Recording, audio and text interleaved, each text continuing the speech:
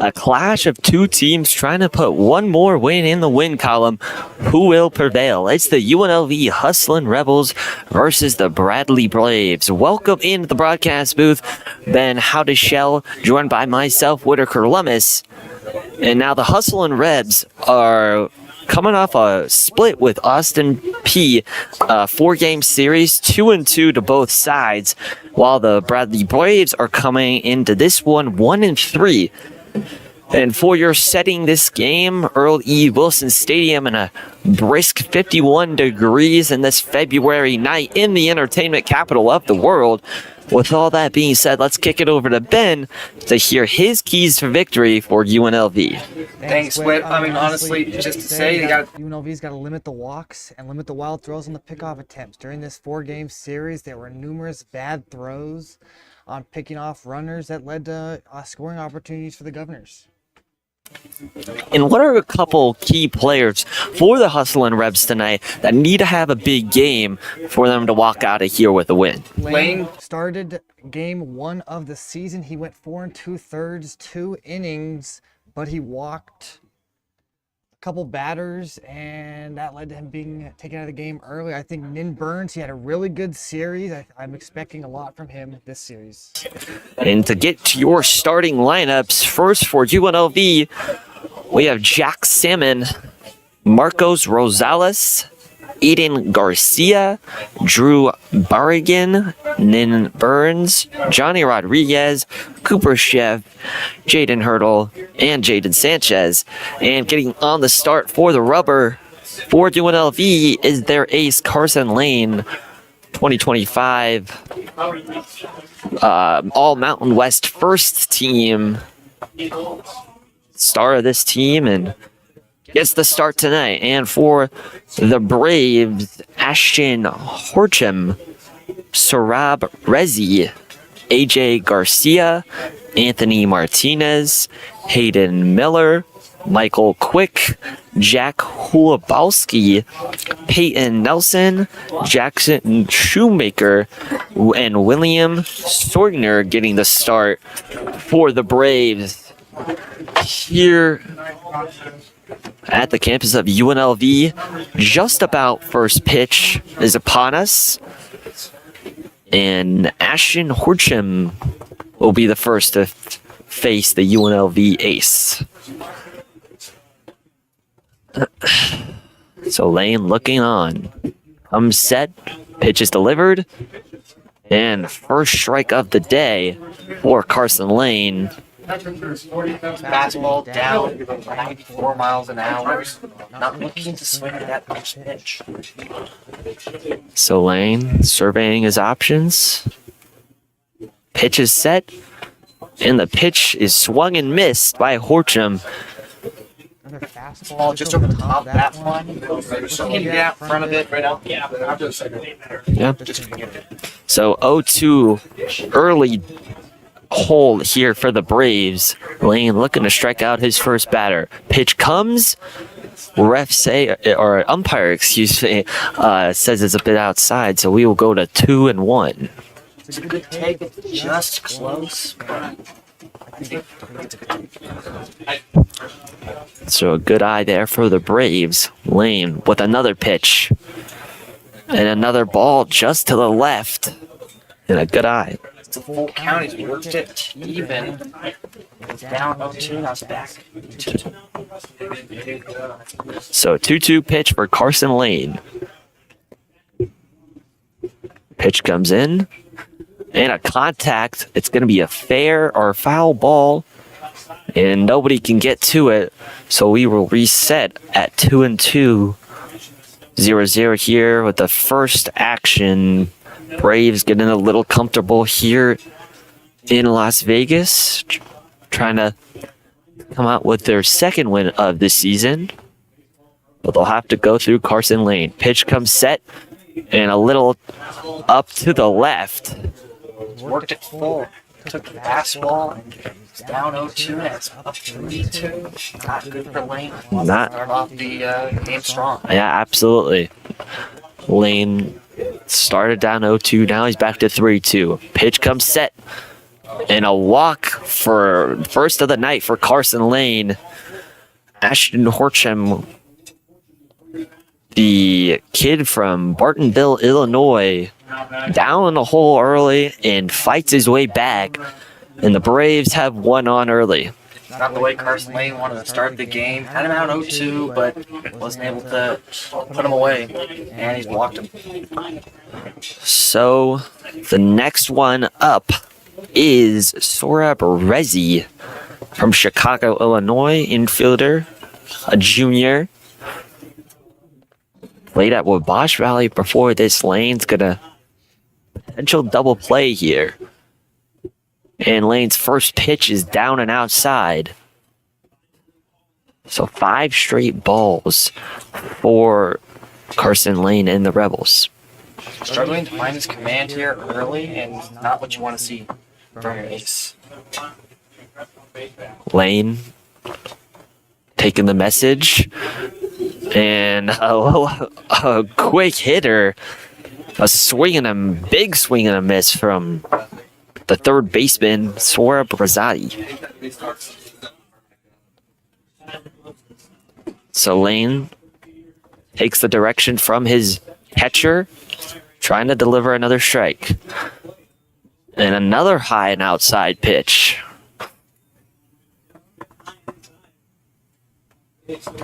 So Carson Lane, the 2-1 pitch comes set. And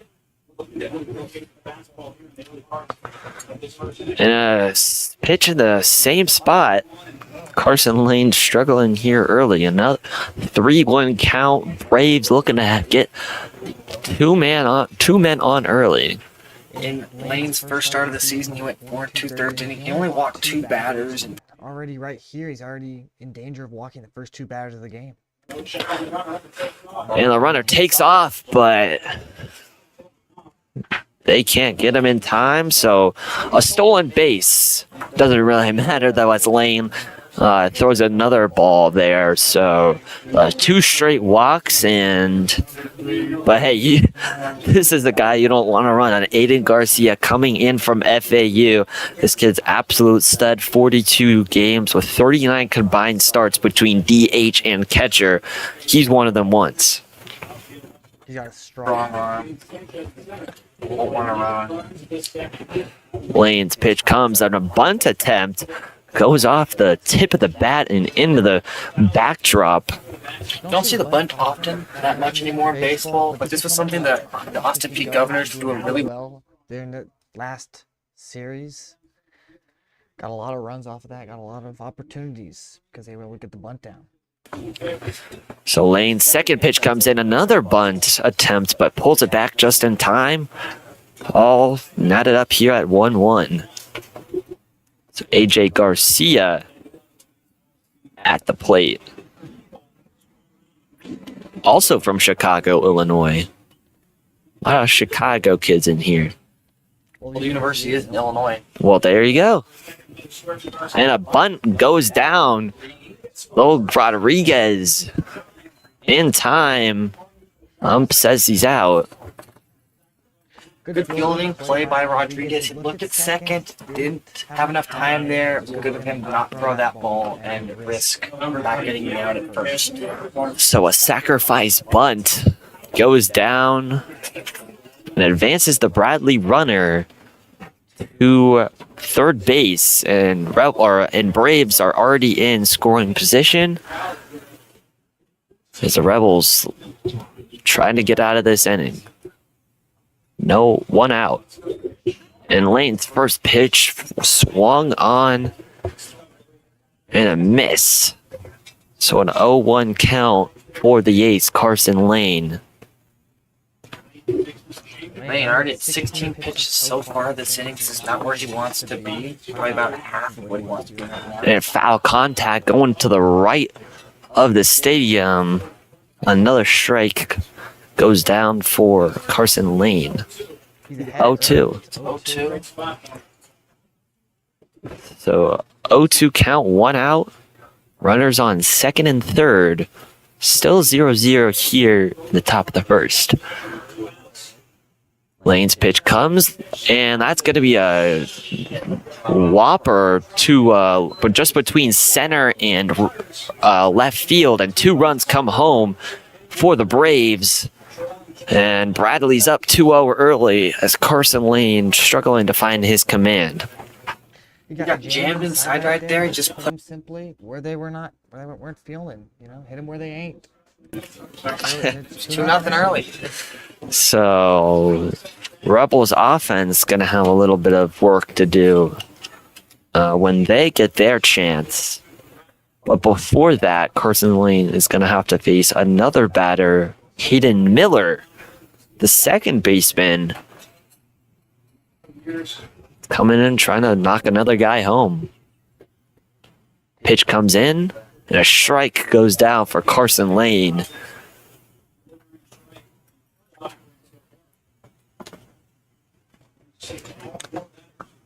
So, Hayden Miller at the plate. And a swing down to left field. And that's gonna be gone. That's a 2-run home run for Hayden Miller. Just a high drive all the way out to left field and clears the 335 sign. And a tremendous start for the Braves here. They're suddenly up 4-0. Yeah, they just came out swinging. Not the way that Carson Lane wanted to start this ball game. Got down early and just couldn't get that confidence back up. So Michael Quick will be the next guy to face Carson Lane. Actually from the hometown of Oshawa, Ontario. So we got a Canadian in the building. And speaking of Canadian, the USA Hockey just went to the gold medal game of Will face Canada, so I know we'll be watching that. But back to the game, and Michael Quick versus Carson Lane. Lane's pitch comes in, and it's just outside to start 2-0. Might be a short game. Already down early, just can't. Lots. High pitch count, already gave up 4 runs, only 1 out here. Lane's pitch comes in and just sneaks into the top of the zone. So a little bit of breath of fresh air for Carson Lane. Counts now 2-1.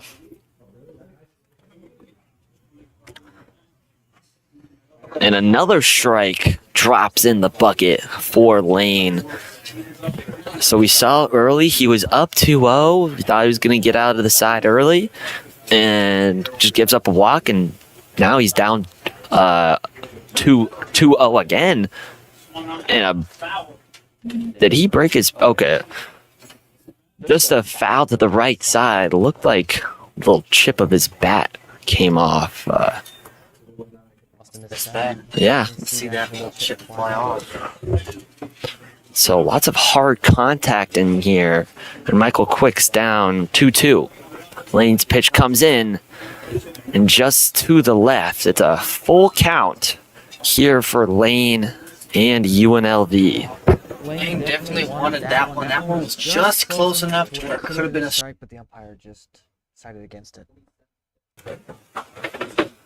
The ace gets his another pitch in, and it just goes past the second baseman. That's going to be a single for Quick, and it extends this hot streak for the Bradley Braves. 2 walks already for Carson Lane, and they're going to go out there and talk to him. Carson Lane's a little bit flustered here early. 2 walks. Maybe then what are you going to say to if you're going out there to talk to your ace? He's already down 4-0. What are you saying to him to try to calm him down?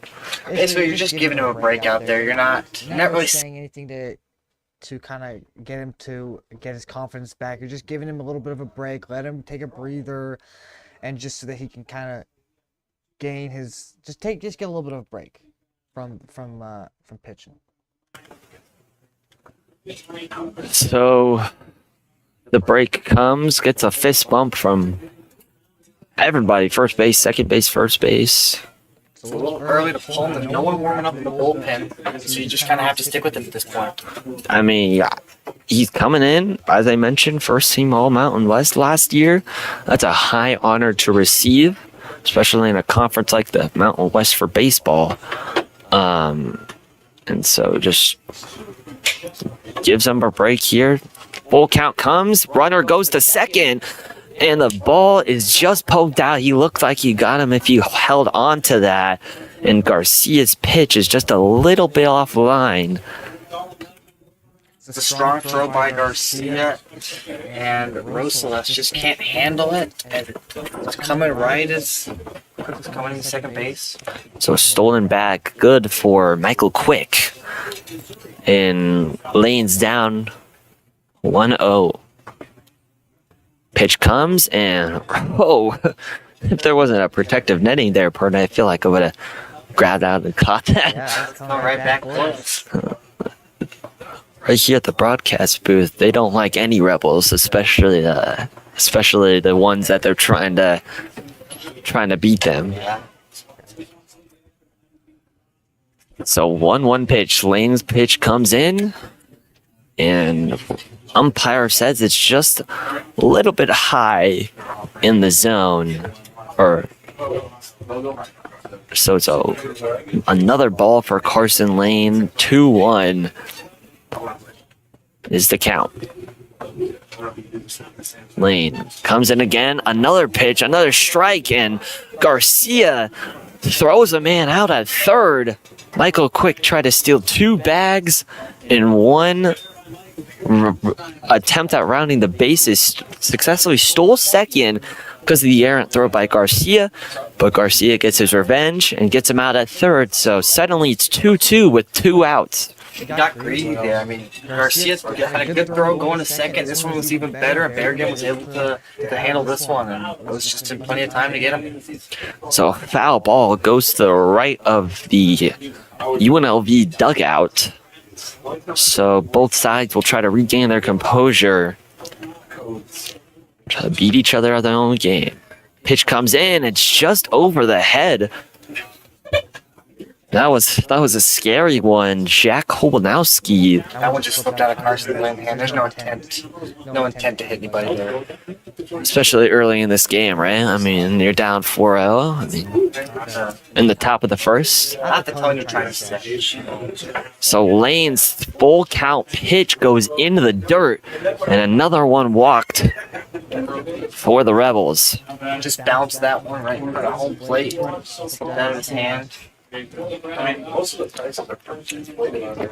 Bradley is rolling here with, I believe that's 3 walks now. 2-1 home run given up. I mean, a couple RBIs. I'm sure if you talked to the Bradley head coach and you said you're going to start off 4-0, he would have been like jumping for joy. I think any coach wants to start out 4-0. Yeah. And Lane's pitch goes down to the right. Lucky Garcia caught that one as a runner on first. Could have been disastrous. And so not a very big lead off there at first base. Let's see if Lane checks him. He decides not to. Pitch comes in, and down the middle, Carson Lane trying to get back into this count. Makes it a 1-1 pitch. Throughout this inning, we've seen Lane start. He started off at about 94 to start this inning off, and now he's only throwing about 90. He's definitely taking some stress mixed with a little bit of emotion right now, is limiting that velocity. And a base hit drops in between, just above the second baseman, and Bradley's runners, they advance obviously to first, and then they advance another runner to third. So Carson Lane, 34 pitches already in the top of the first.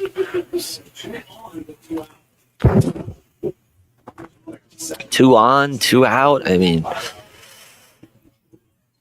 Jackson Shoemaker up for the Braves. one time on that. Kid from Kirkland Community College. He helped lead the Kirkland Community College Eagles to a 2024 season regular season conference title. And now he can potentially drive two home with a hit here against the struggling Carson Lane.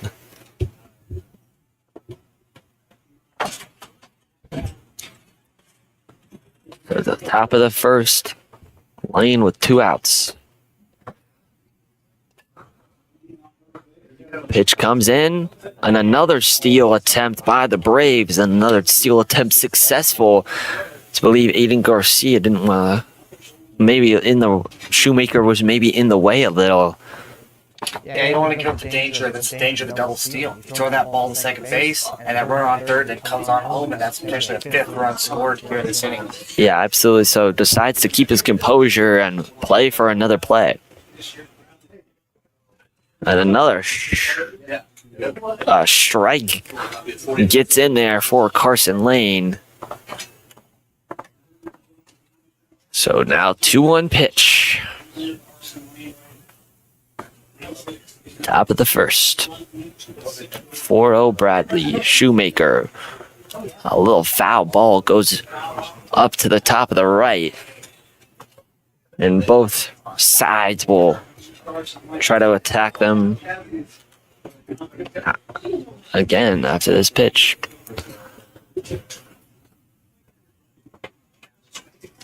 So the junior comes set, throws the pitch, and a strikeout.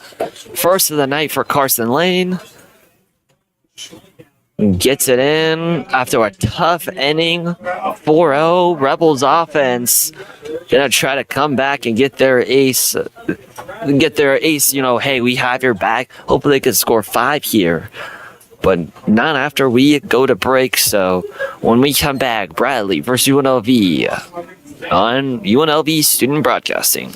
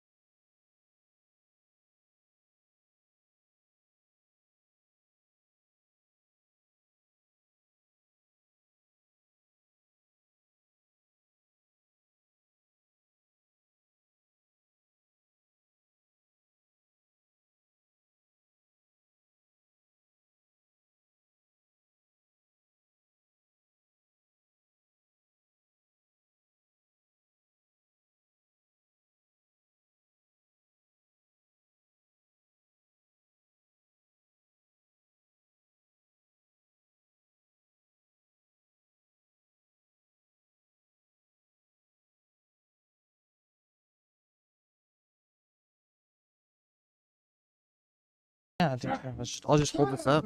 I think.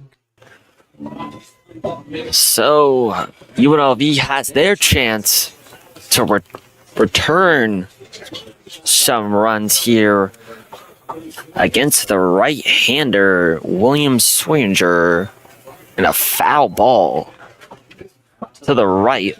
Rebels hacking early. Jack Salmon takes the first hack of the day for the Rebels. Yeah, Sam just out in front of that one. He's looking to get a little bit of offense, going back for his pitcher, trying to get something first pitcher.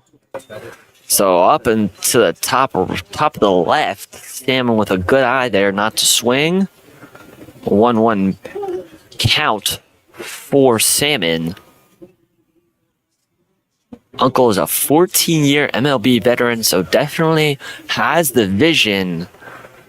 And Soigné almost hits Salmon, so an almost free base there for the Rebels, but instead it'll be a 2-2 count, or 1-2 count. Salmon just off to the left again. That was in a hitter, or now is 2-2 count for the Braves. Salmon's 2-2 pitch. And another foul ball. Jack looking like he wants to put that thing to the stratosphere. Yeah, wasn't trying to strike out there. Just trying to make contact with that, and he just fouled that one back. Both sides battling. Bottom of the first. Another 2-2 pitch.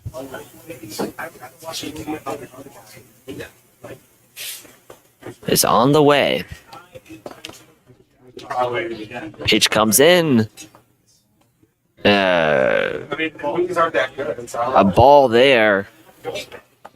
Salmon with another good take. Salmon wanted to swing at that one. He offered just a little bit, but then when it checked down to the umpire, they said he didn't go. So it's ball 3. So a 3-2 full count offering comes in. Salmon with contact again to the right side. Goes off the bullpen 10th. And another 3-2 count here. Both sides not willing to give up any slack, you could say. Soigné delivers the pitch and strikes out Salmon. So Braves getting to the start that UNLV was trying to get.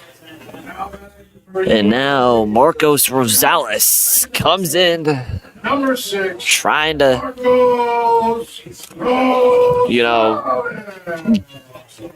at least get a person on base here. Rebels have not seen anybody on the bags tonight.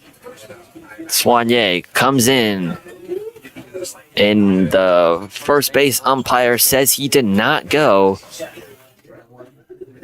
So checks it up there.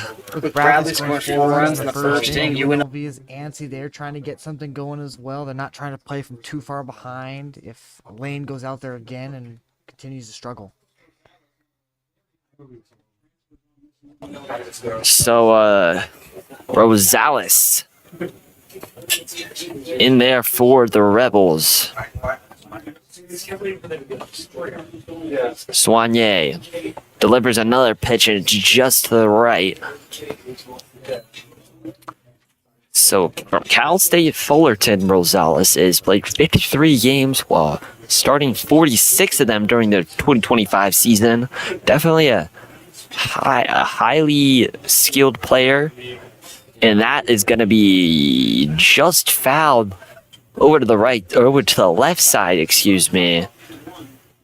If you got a little bit more center contact there, we might be saying this is a home run for the Rebels, but Rosales swings at a little sweeper there, I believe. Movement on it.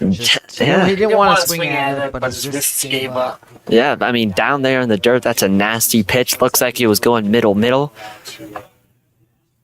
And Soigné tries to come back with the same pitch he just got Rosales on. Rosales smart enough to recognize that. And both sides will live to fight another day. So the Braves 3-2 pitch comes in, and a walk. So the first person on the bags tonight for the Rebels is Marcos Rosales. Yeah, that pitch looked very similar to that swinging strike. It just didn't have that same left to right action. He didn't. And so you'll be seeing a lot of not so bright spots in this game early. But a bright spot is actually coming to the plate now. Aiden Garcia, who threw out a runner at third. So in an inning full of not so great starts, Aiden Garcia puts a little puts a little happiness into that inning, I should say, and takes his first hack for strike one. And Soigné checks over to first base and got him. Rosales was leading too far off the bag, and Soigné recognizes it out of the corner of his eye. And now Rosales is heading back to the dugout, getting picked off at first. Definitely not what you want to see. Now they're kind of sleeping over there. He just wasn't ready for it. He didn't even notice that Soigné wanted to go over there, and they got him. So Soigné, after the pickoff, delivers another pitch. Goes just left of the strike zone. And that's going to be 0-1 here as Garcia looks to get the first hit of the night for the Rebels.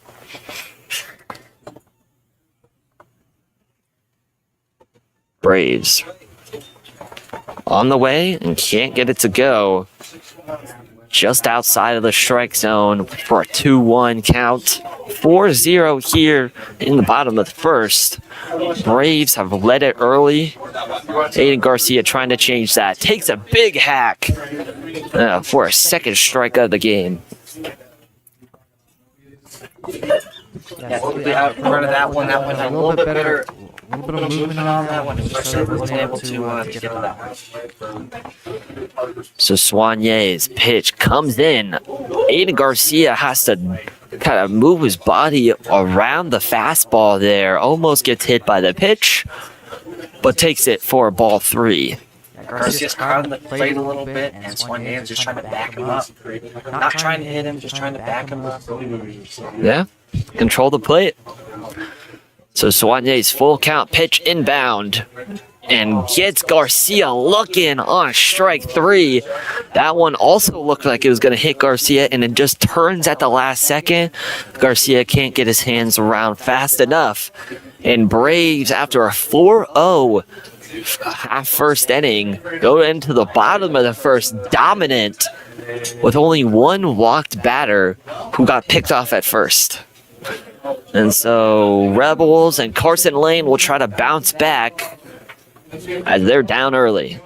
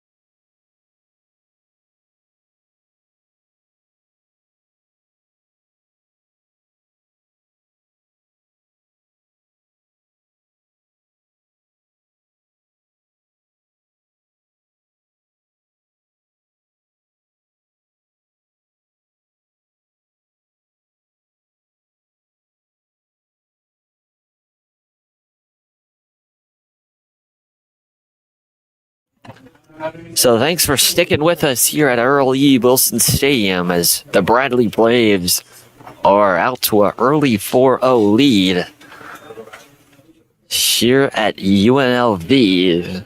Now they're on the offensive again. Last time, put up 4. And Carson Lane's first pitch is just to the knees of the batter, Ashton Horcham. I'm surprised after that disastrous first inning they're letting him go back out there with this high of a pitch count. So Carson Lane's 2-2 or 1-0 pitch goes for a strike, trying to battle back into this count. Already at 42 pitches just in the second inning. And a foul going straight into the netting behind the backstop.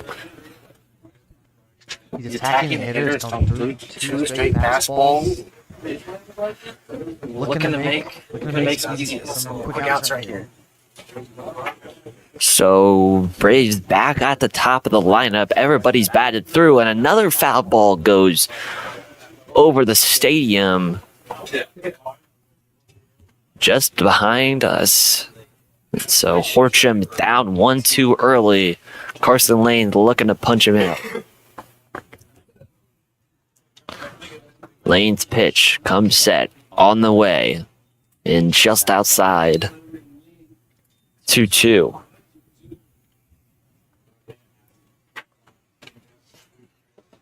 And I want to just mention something, partner. All of Bradley's players are either a senior or junior, and Lane's pitch goes up and not in the strike zone. So now at a full count, but you have Ashton Horcham, senior, junior, junior, junior, senior, senior, junior, senior, junior. So a lot of baseball being played or have been played between this Bradley team. They know how to do it, and a fly ball just can't, or a foul ball just to the left, and Cooper Chef can't quite get there. Just overran that one. Yeah. He was trying to reach back just to give himself enough space to catch that. So it'll be another full count as Horcham lives to see another day. So in this all-time history, UNLV leads 7-1 all time. And so that could change today. Maybe the Bradley gets another pitch or another win on the board. Contact over to second base, and Horcham falls down on the way to first base just before the bag. He's down. It was a great play by Rosales to stretch out there and get that ball. We hope that Horcham's okay. Grabbing his knee there.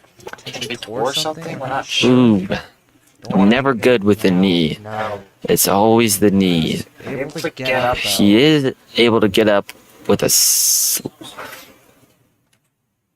But it looks like he's standing on his own. That's always a good sign to see. Does not have to have the assistance of a player, but you talk about, like team chemistry. His manager came sprinting out of the dugout to make sure his leadoff hitter was okay. This guy has a lot of care for his players and just wants to see them not only be good baseball players, but be good men post baseball. When he came down, he was just agonizing pain. You could see that on his face, but he's able to get up and walk outfield. So Carson Lane gives up a little blooper there to second, and luckily to get him out. Another pitch goes for Carson Lane. Another strike goes for the UNLV ace, Sorab Razi, in there for the Braves.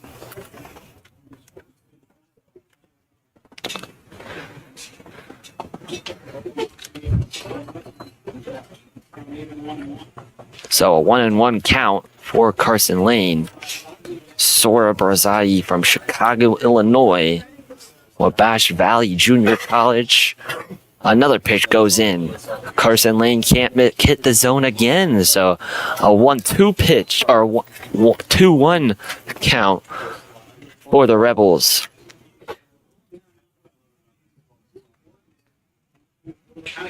Lane's 2-1 pitch, another strike down in the dirt. Good little pitch, nice little movement. Going right after him here. Can't afford to get another full count and potentially walk another batter. So Carson Lane taking a moment to regain his thoughts here at 2-2. UNLV trying to get out of this. 1 out. And down the middle for Carson Lane. Sohrab Razi was caught looking, and Lane went right at him like you said, and gets his strikeout, second of the night for Lane. AJ Garcia comes in for the Braves. Yeah, that was a good pitch right down the middle. And Sohrab wasn't expecting it, doing an off-speed pitch. And so Lane comes right back. I don't care if you're Sohrab Razi or AJ Garcia. I'm going to throw strikes at you. And throws his first pitch for a strike pretty much up and elevated. And just outside. Trying to deliver another strike. So this could be a bounce back inning for Carson Lane. Already 2 outs and a 1-1 count. Yeah, it shows the, Lane going back out here shows the manager has faith in him. After a disastrous first inning, you might think that he might have been taken out of the ball game, but the manager kind of lets him figure it out on his own. Has trust in his ace, and hey, you'll bounce back. I mean, 4-0, at least it's not 5, right? Go out there and throw strikes.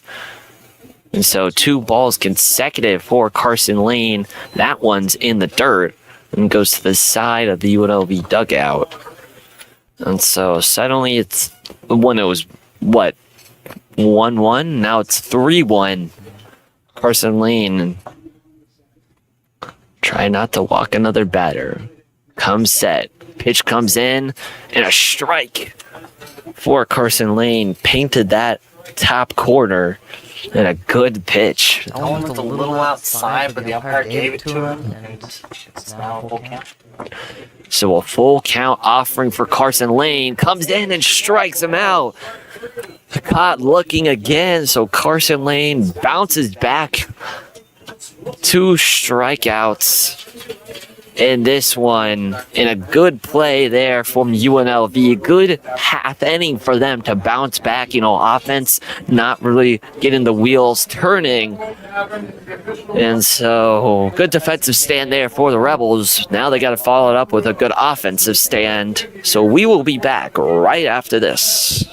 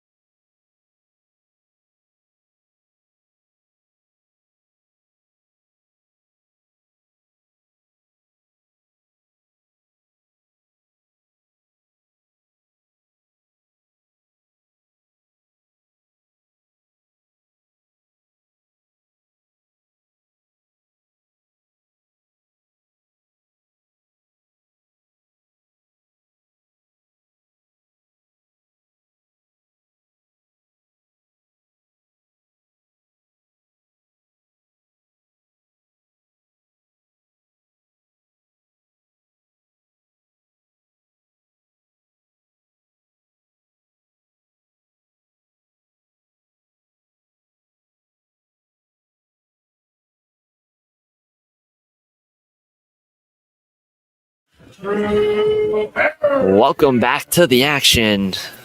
Rebels and Carson Lane strikeout 2. Now on the offensive. So Bradley's first pitch called for strike 1. Sawyer I'm set. 0-1 pitch and went fishing for it. Down there in the dirt. Trying to take that one the distance and does not make contact. So at 0-2 early here for the Rebels and just gets contact there. At bat is Drew Berrigan. So Berrigan batting right, down 0-2, trying to stay back in this count. Another pitch and swings. Drop strike 3. He will make the sprint to first, but the fielders get it to their first baseman before he can get there. And first out. Yeah, Berrigan was just swinging away right there. Wasn't looking to make anything out of that bat. Just swung right through that pitch. Now Nin Burns up for the Rebels. Redshirt senior from Northwest Nazarene. And had the best exit velo as he fouled one off there in the net. Had the best exit velo of a game coming into this one at 110 miles an hour. That is just crazy speed. Let's see what he can do here on 0-1 and takes that strike. He had a really good series against Austin. He had a home run, drove in 6 runs. And not a good not good discipline there as gets him swinging down there in the dirt. Yeah, he was trying to hold up on that one, but went away. So Burns already down 1-2. Bradley's trying to get him out. And a 4-pitch strikeout for Nin Burns. As quick as he came up there, he as quick as he was out. They're getting antsy here. They're just swinging at anything, trying to make some contact. They're looking very impatient right now. So Sawyer gets his second strikeout of this half inning, and not just of the day, of this half inning.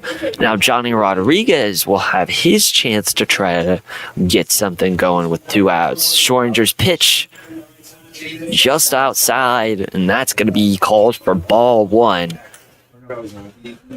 Rodriguez from Golden West College played 40 games where he batted .414 with 6 home runs, and the Rebels looking for one of those home runs right about now, down 4-0 here. And that foul ball goes over the left, over the palm trees here in Vegas. And Rodriguez down 1-1. Swinger's pitch is almost wild, but thankfully Jackson Shoemaker puts his hand up there to the left side and catches that one. Yeah, Rodriguez wasn't even swinging that one. That one didn't even look close. He's got to be disciplined in this at bat. Got to make the pitcher work here. Swinger's pitch comes in for a strike. That's another advantageous count for the pitchers and for Bradley. A 2-2 count here. Already has 2 strikeouts on the day. Johnny Rodriguez looking at the pitcher. Swinger's pitch comes in and trying to get him on a little off, or on a little pitch or to the left there, just the left of the plate, and Rodriguez stays disciplined, doesn't swing. But now it's full count. Anybody's game. Let's see. Swinger comes set, delivers the pitch. Rodriguez makes contact. Third baseman going over trying to catch it, and it'll be uncatchable in the stands. So we will reset here at 3-2. Yeah, even if you're not going to get anything out of this inning, you're still giving your ace some rest. And it's some much needed rest. He's thrown a lot of pitches already. and you want him to go as long in this game as you can. So Carson Lane getting a well-deserved rest in this game. Soringer's 3-2 count is swung on, and a drop strike 3 and an easy out for the Braves as they survive yet another Rebels offensive stand. And this one is, I wouldn't say getting ugly just yet, but after that 4-0 run, both teams struggling to find a base. I mean, you got the 2 Carson Lane strikeouts there. You got those 3 strikeouts. Side and tired. Yeah. The side. Yeah, that struck out the side. I mean, he's faced everybody in the Rebel lineup, and nobody can seem to figure him out. So we will go to the break as UNLV tries to come back in the bottom of the second, down 4-0 early.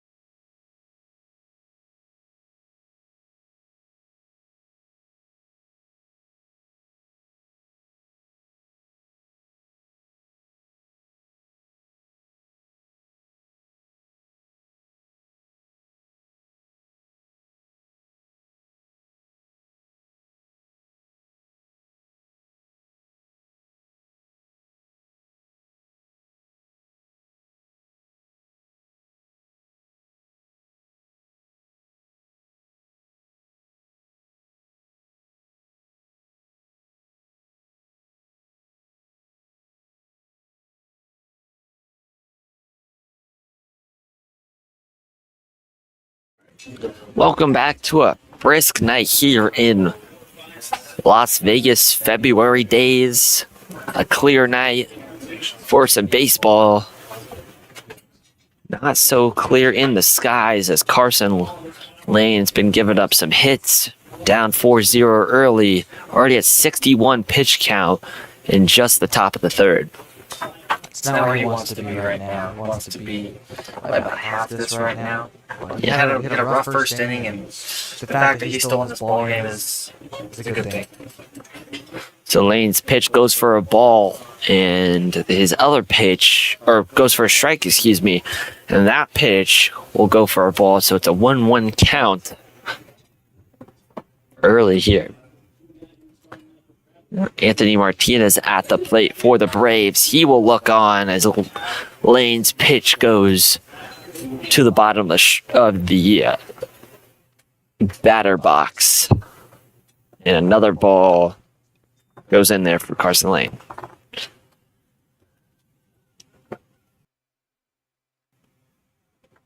Lane looking on to his catcher.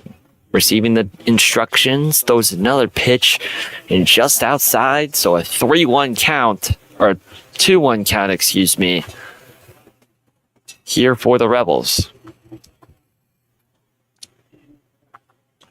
Martinez looks on. Can he hit the Lane pitch? He just looks for strike 2. All knotted up here, a 2-2. Throws the fastball right there. Throwing a couple off-speed pitches, but not looking to throw another off-speed. Potentially walk a batter.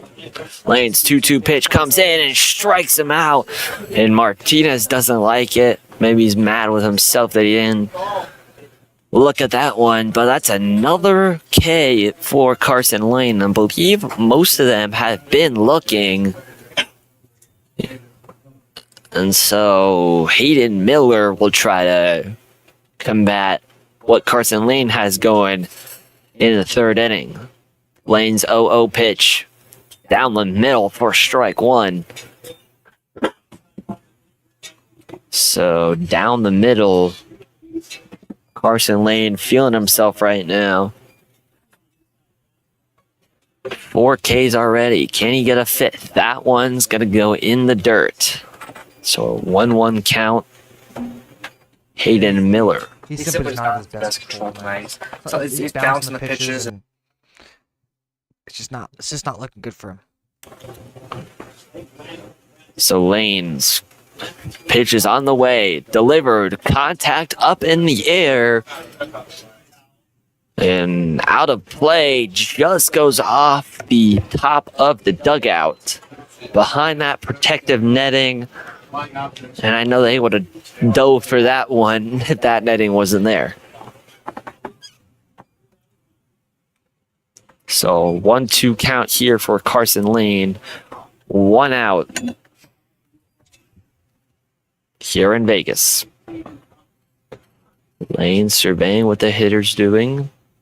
Trying to deliver the best pitch he can. It strikes him out.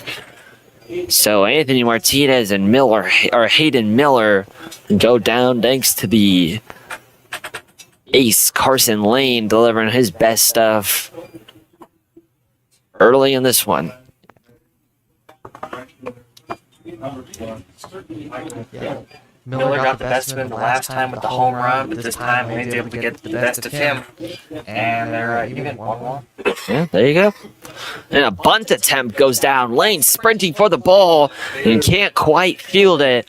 And so Michael Quick, the one who tried to steal both second and third and got thrown out last time, lays down another bunt, and Carson Lane's not quite quick enough and doesn't quite have the fielding skills to get there, and Quick gets on the board, or gets on the bag for the Braves. Beautiful drag bunt. Lane's the only one who could field that one, because if Rodriguez comes off the bag, then no one's there to cover first. So Carson Lane, 2 outs.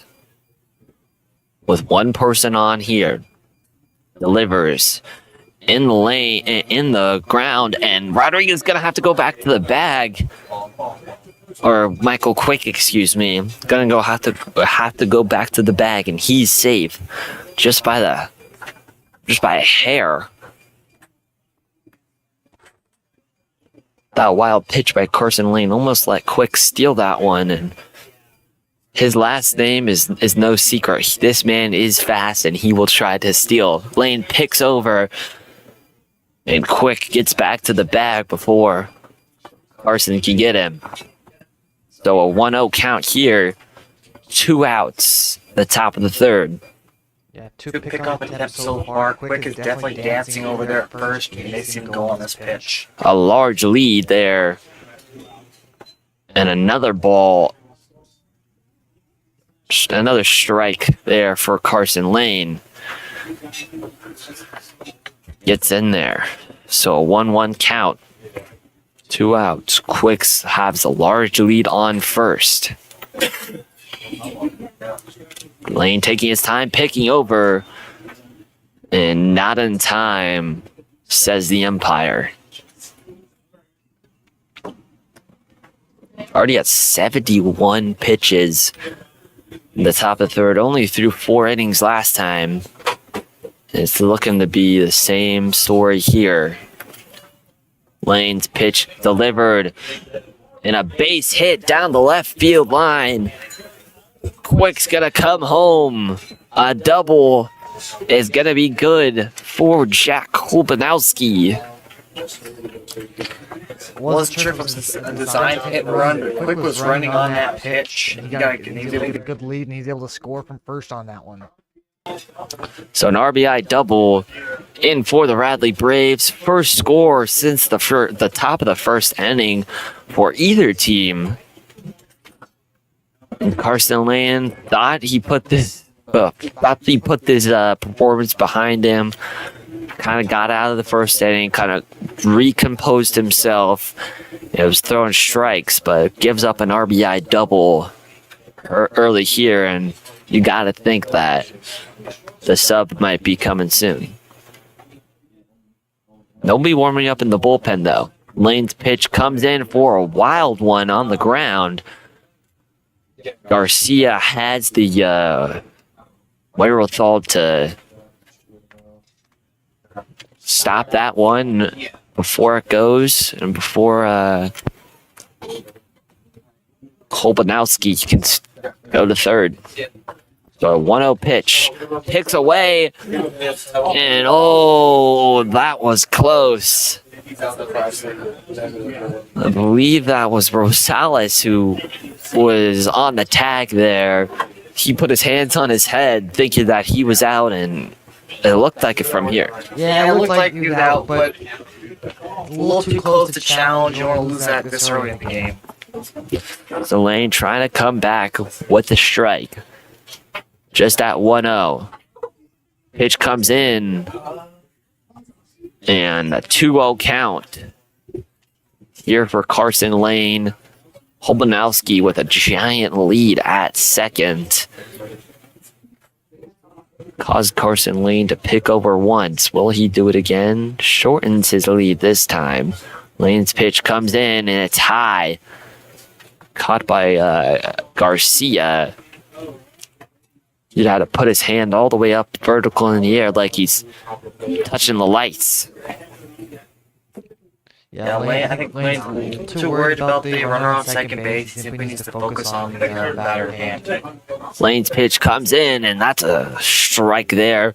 Down 3-0, had to come back with his best stuff. And a little paint to the outside of the strike zone. Umpire calls it. The 3-1 count here. Top of the third. Lane checking the runner at second. Make sure he doesn't go, and a foul ball goes for Peyton Nelson. So it'll be a full count here. 2 outs. Lane trying to get out of this inning. Make sure, stop the bleeding. Make sure he doesn't give up any more runs. With Jackson Shoemaker on deck. The 9th hitter, but Lane will have to get through the 8th. And swung on and all the way to the facilities on the right side of the foul pole line. So another foul ball is for the Bradley Braves, and we will reset again at 3-2.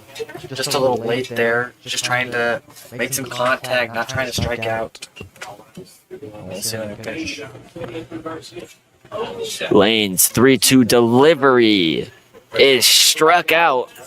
Fastball inside, and he's caught looking. 6 Ks for Carson Lane. And what do you think, Ben? Is his 9th done? Already 70 plus pitches, only gives up 1 run in the inning. And a new pitcher could come in at the top of the 4th, or do you think they stay with him? I think that's it. I mean, he struggled in this inning to get it done, and I don't think they need to stay. We need to see him again. So when we come back, Rebels trying to get back early here in the bottom of the 3rd, already down 5-0. Don't go anywhere, folks.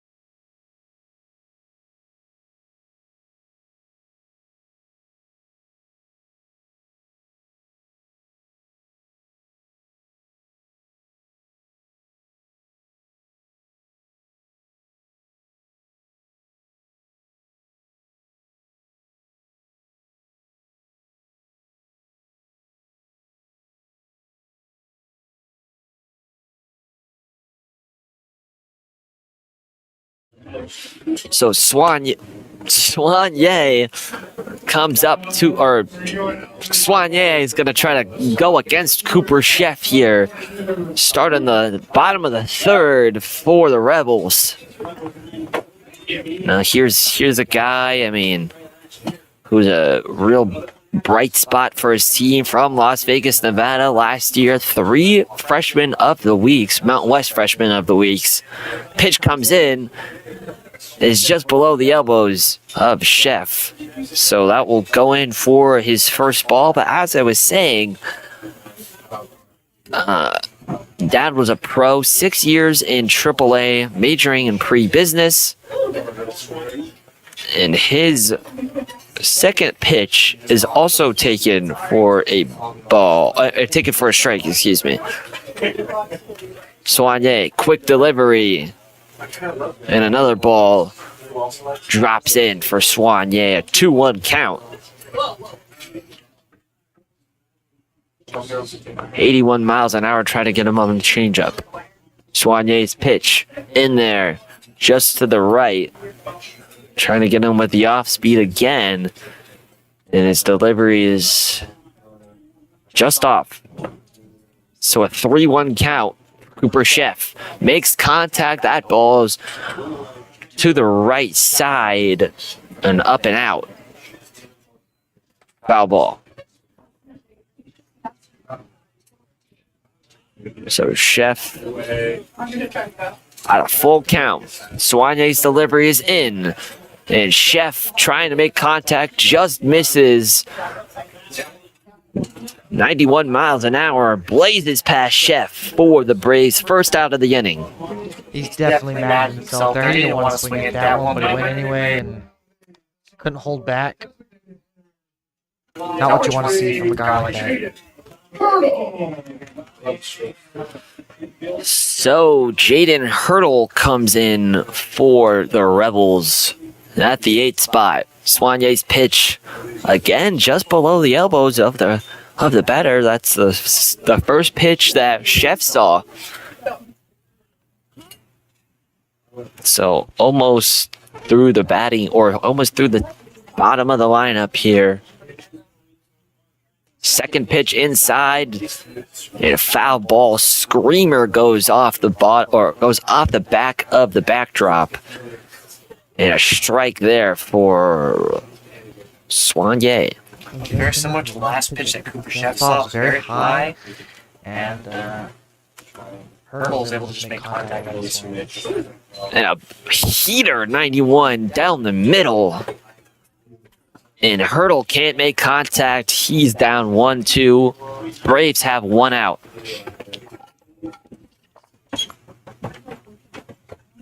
Swanye delivers the pitch. And another one through the backdrop. So a 1-2 count for Hurdle and the Rebels. Swanye trying to get through the bottom of the lineup. 1-2 pitch. Down and out. So count will be 2-2. Swanye already having 6 Ks, tied with Carson Lane. So time is called. They want to change out the ball. Swanye making sure his grip is tight, making sure his control is there. Like I said, Carson Lane, even though gave up 5 runs, they both have the same strikeouts. They've just come at a little bit different times. So William Swanye calling out what pitch he wants. Gets set. Throws the pitch. And down the middle. Swanye gets another one. Jaden Hurdle was caught looking. That's the second out of the night for the Braves. Or second out of the inning, excuse me. Take the bat off the shoulders there. Just hot, like deer in the headlights. Yeah. Jaden Sanchez coming in for the Rebels, trying to combat what Swanye's got cooking. The 0-0 pitch. up and outside. Soigné makes a little OBJ catch there, almost over the head of Soigné there. But regains his focus and delivers the 0-1 pitch, or 1-1. 1-0 pitch, excuse me, and delivers another ball. So that's going to be 2-0 here in Las Vegas. William Soigné surveying the offense. Goes up into the right, just outside of the strike zone. So a 3-0 count early here. Rebels only had one person on. That was due to a walk. Soigné trying to find a way to get him out. Just a take there. Good take for Jaden Sanchez. And the Rebels have their second walk of the night. And now Soigné will have to face the top of the lineup and Jack Summon. And so they're going to take a moment to give Soigné just a little bit of a breather? Or is this one of those talks where, hey, we're gonna let's lock in this inning. Let's try to get this guy out. You got this. What do you think? I mean, right now you got a runner on first. You got a 5-run lead. You're just going to attack. You know, you're not worried about walking the next batter. You got a decent lead, and with that walk right there, I mean, it's just one run. It's just one runner on base so far. So Bradley trying to give him just a little, or the Bradley Braves are trying to give Soigné enough time to regain his composure. So everybody makes their way back to their positions. As Soigné will face the top of the lineup in a fresh count. Jack Salmon. Soigné's pitch comes and goes outside of the strike zone for the first ball of the count. Not a big lead there for Jaden Sanchez over there at first. Soigné still going to check on him and delivers the pitch. And on the corner, that's going to be an 81-mile-an-hour a little change up there for a strike. So 1-1. Checks over Jaden Sanchez. Didn't even have a chance for a lead there. Staying close to home. Yeah, not trying to get picked off there with that. He's expecting them to pick off, so they're not wanting to make him. Soigné, 1-1. Gonna go. Jaden Sanchez steal attempt is safe. So he steals second. First time the Rebels have advanced that far. And it's gonna be a 1-1 count here for Soigné and the Braves. Yeah, finally a runner in scoring position. Even with that short lead, he's just fast enough to get in under that throw and steal that bag. So William Soigné delivers the pitch up and out for his second ball of the count, or third ball of the count. So Soigné, first time really in kind of trouble here with a man on second and a man one ball away from being walked. But a big swing and a miss from Jack Salmon will make this a full count. Bradley has 2 outs. Soigné wants to deliver his best pitch here to try to get them out of this one. Soigné's delivery just, oh wow. And strike 3 there. Jack Salmon caught looking. And that's, what'd you see on there, Ben? So Bradley goes into the inning with another offense or another defensive stand 5-0 into the fourth inning. We'll be back.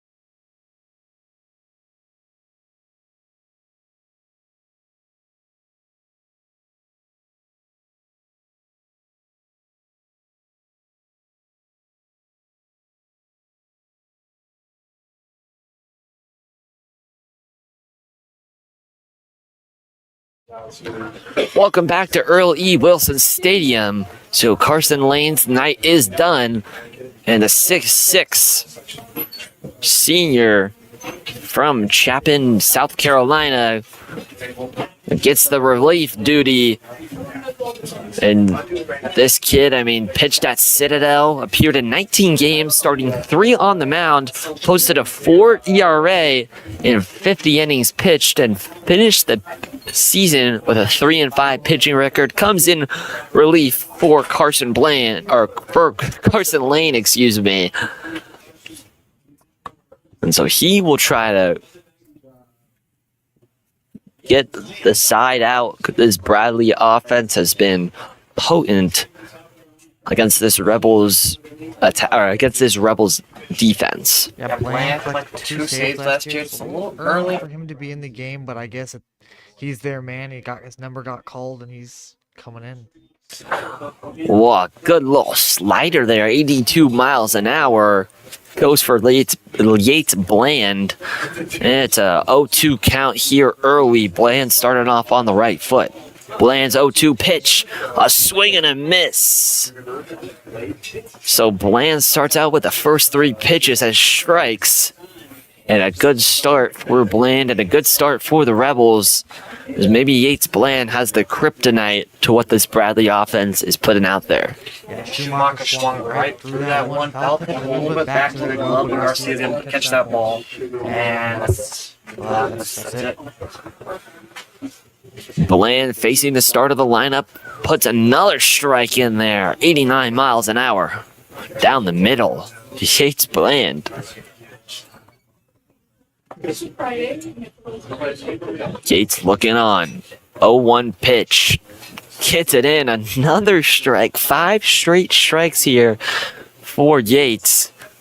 He's just attacking the zone. Doesn't want to work around these guys. It's just going straight through them. Top of the other. 0-2 pitch. And the first ball of the evening for Bland. Goes high and outside. And just above the catcher's kind of mask, you would say. So a 1-2 pitch comes from Bland. A swing and another miss. Bland is dealing with 2 Ks already in just 1 ball and 6 strikes. Yeah, making quick work of this inning so far. Hasn't pitched, made an appearance for UNLV this season, but showcasing his abilities right here. Yeah.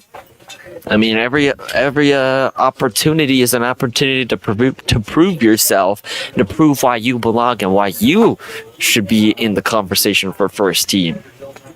Bland's pitch is in there for a strike. So a 0-1 pitch or 0-0 pitch, Yates Bland goes down the middle. And the manager wants to go talk to Sorab Razi. Little offensive timeout Here, trying to tell him to just throw it away, I guess. Yeah. Can't be worse than what the other two guys have done so far. I mean, Bland has been dealing in zone, mostly middle. So Razi maybe changing up his approach a little to swing away in the middle. Let me swing to where the pitch is. I think Razi's gonna do that here.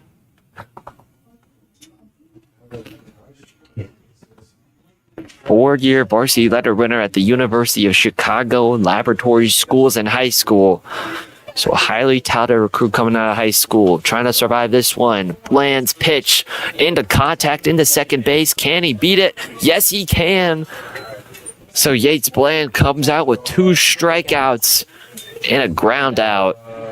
And Bland is dealing as the team comes to meet him. And Bland with a little bit of life here at UNLV. Bottom of the 4th. Let's see what the Rebel offense can do. Don't go anywhere. We'll be back after this.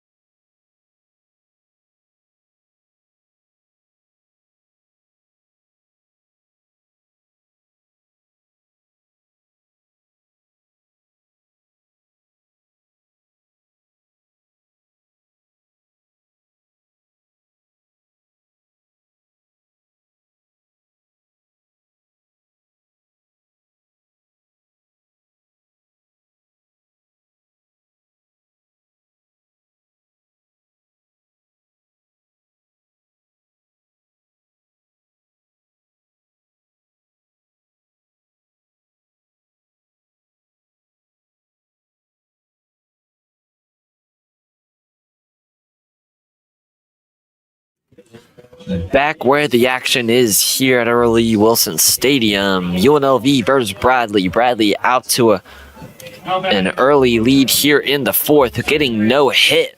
Are the Rebels. The Braves currently lead this one 5-0, but Marcos Rosales will have something to say about that. Batting right. Junior. Rosales takes the first pitch for ball 1. Soigné still in there for the Braves. 56 pitch count, 8 Ks already. Soigné's 1-0 pitch is in there for another ball. Had a very good first series against Austin. He had 5 hits, 5 runs scored, 2 doubles. Looking to do something here. Get the offense going. That's actually a strike, partner. That's a ball though, down to the right. Yeah, just a bit outside, almost in the strike zone. We're being facetious, if you couldn't tell. So 2-1 pitch for Soigné. Yep, and Rosales taking it up and out. 3-1 count. Rosales trying to get on base, trying to get a hit. Rebels have not secured a hit early in this one. Makes contact, but goes into the backdrop. So now, yeah, it was. Yeah, you could have went out there and caught that. Maybe they should have you in the field. So a full count here, bottom of the 4th. Soigné's delivery's on the way and makes contact high and up to the left field sign. And that's going to be caught by the left fielder, Lando Lowe. So the first, I feel like, little contact for the Rebels is a left field flyout. we're getting somewhere. It's not all. Contact there, just got underneath a little bit. Almost wins. Pick that Win, ball up, yeah. knock it down. I mean, that's a long way. 335, long way there. Probably went 325. And so, just not good enough. And Braves get the out. The first pitch, a 91-mile-an-hour fastball for a strike. Soigner's 63rd pitch is on the way, and it's going to be another strike in there for 0-2 count. Just one out. Aiden Garcia at the dish. Drew Bergen on the deck, and all he can do is watch. 0-2. And almost gets hit by the pitch. So umpire says no contact was made, so it will go in there for the first ball of the count. Make this one 1-2. Soigner surveys, delivers, and a screamer into the right field, and that's going to be the Rebels' first hit of the day. Off the bat of Aiden Garcia in a 1-2 count. So the kid from the transfer from FAU puts the Rebels on the board in the hit column. A little blooper out there to right field.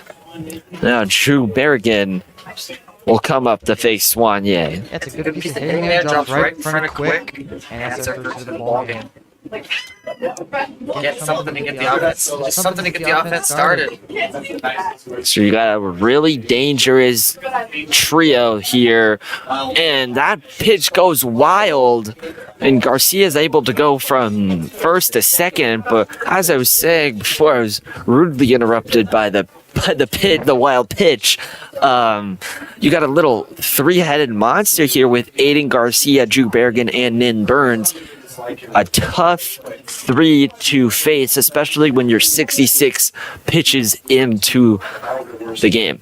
Yeah, it's just there's no real weaknesses in those three right there. They can all get you in home run. They got power, average. So Soigner's 67th pitch of the day goes in there for a strike to make it 1-1. Lifts his leg and delivers. And another ball to the left and up. Bergen had to move out of the way of that one. That one, Bergen, I hit a little bit. That one almost hit him. He moves out of the way. Could have been another base runner for UNLV. Soigner will check back, and Garcia just gets back easily. The second baseman was not even on the bag. Just trying to make Garcia think a little bit before about taking a 2 to 3 step lead off second. Soigner's pitch is in. And another screamer in there. 85 miles an hour just to the top left again. Yeah, 3-1 count in for the Rebels. Soigner surveys, lifts his leg, and fires. And a walk for Soigner and a walk for Drew Bergen. And runners on first and second. Here for the Braves, the manager will come out. Wonder if Soigner's night is done, and it is. Pitching change for the Braves as Nin Burns comes up to the plate. He's one of the most dangerous bats in this Rebel lineup, and Bradley wants to talk things over and brings in a new pitcher. A very good night for Soigner. 71 pitches, 8 strikeouts, just 3 batted balls. Came into this inning with a no-hitter, but Aiden Garcia had something to say about that one. Yeah, it would have been nice for him to finish off this inning, get to 4 innings, but pitch count's a little high, and with 2 runners on and only a 5-run lead, you just can't give that up. So while a new pitcher warms up, we will go to this quick break, so don't go anywhere. More Rebel actions on the way.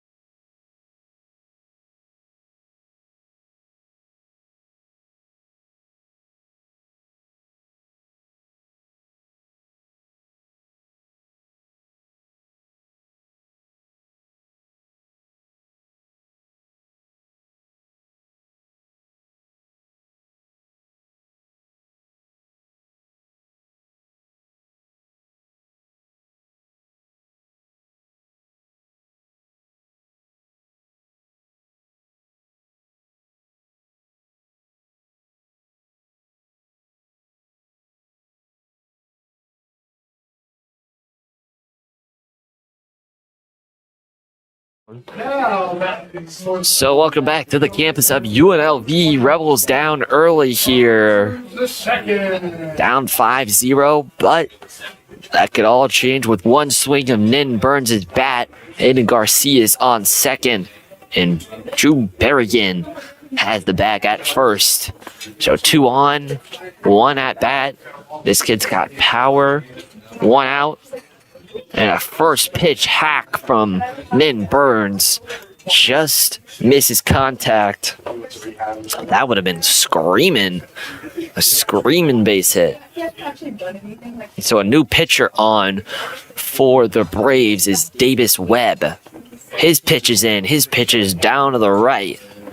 So 1-1 here for Davis Webb. Yeah, Webb and Pitcher Schumacher were actually teammates at Kirkwood Community College. Okay, well, there you go. for Bradley. Well, there you go. Both making the change up here. His pitch is in. His pitch is all the way to the right side. And then Burns making contact, sends it all the way to the right side and foul. Yeah, Burns been sent up swinging. He's trying to make something happen. 2-1. Now he gets a little fence on a 2-run game. Yeah. So a 1-2 count, 1 out. Davis Webbs checks the runner at second and Nin Burns makes contact, sends it screaming down the right foul line. Yeah, Burns just stuck his bat out there, able to make contact, foul that one away, and he'll see another pitch. UNLV just a couple hits here. Webb fires in, and a wild pitch. Runner is gonna advance. Garcia third, Berrigan to second, and then Burns all of a sudden has a really crucial part to play here in this comeback attempt. Well, just 1 out, a base hit, may score 2. Yeah.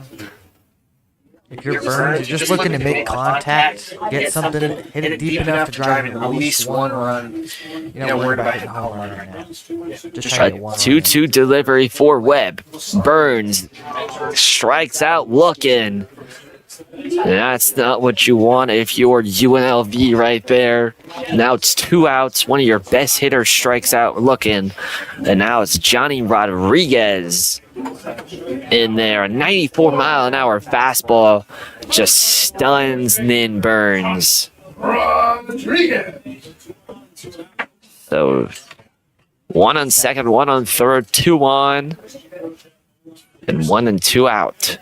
Webb fires. And a strike.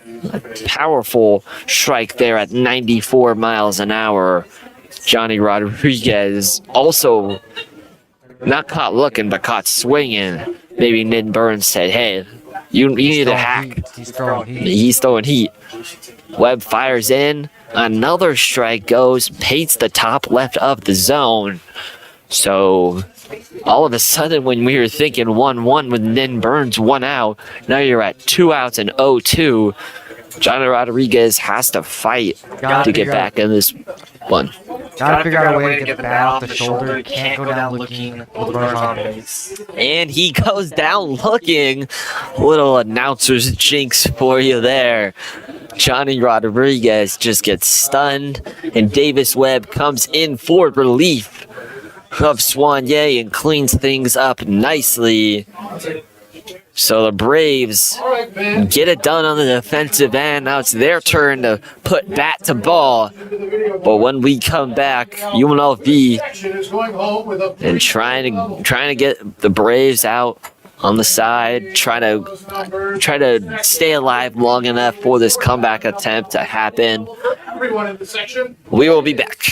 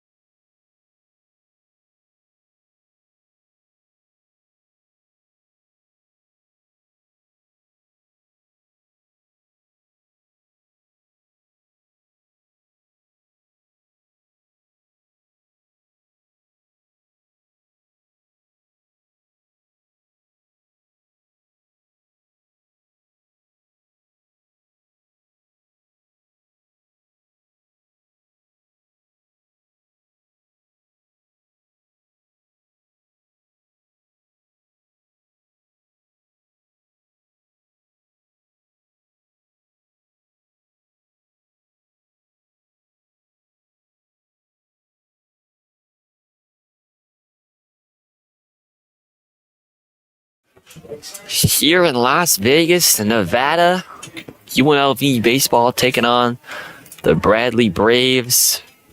Carson Lane started this one, gave up 5 runs. And now Yates Bland in for relief. It's been dealing early. Believes 7 of his first 8 were strikes. Let's see what he does here. 0-0. And delivers a ball there, just his second ball of the day. High and outside. Yeah, had a great first inning. Struck out 2 batters, only faced 3. And he's looking to go through again. Foul contact in there for AJ Garcia, makes the count 1-1.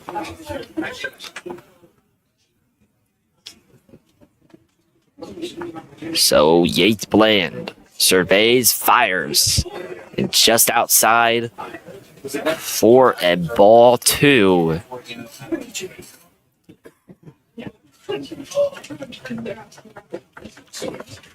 Bland sets, fires, and a screamer to right field. It's up, and it's gonna go all the way 315 or 375, I think that is, to right center. And AJ Garcia puts one in a moonshot. He put a charge in that ball. Nothing in Burns could do. It looked up. Then Burns Watch just it leave. watch it leave. I mean, Yates Bland had a 4 ERA in his previous school, and comes out here and delivers strikes, but delivers a strike down the middle. And AJ Garcia thought it was too good to leave, and puts a blast into it to make it 6-0 Bradley. You need to send Steven out in the time to go get that ball.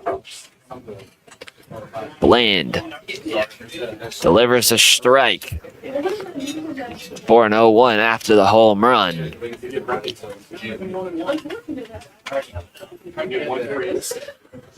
So Yates Bland, 6'6". He could certainly fire it in there. Fires this one in there. That's a nice pitch.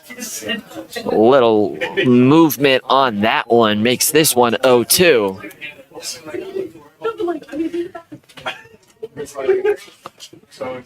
Bland surveying it from Garcia. Fires it in there. He makes contact to the shortstop. It's going to be a tough play. And gets him out. What a play there from Cooper Chef. Fielded it, had to go almost vertical to the ground, and gets it in there. Martinez got that off the end of the bat. Just hit just hard enough to where Chef can field that ball. Martinez is just, he's not fast enough to beat that out. So Yates gets kind of bailed out with that one. I mean, contact to the shortstop, and he's playing just on the edge of the grass of the outfield. So playing kind of deep, had to come in for that one and made a nice play. So Chef fires it in there, and 2-0 count.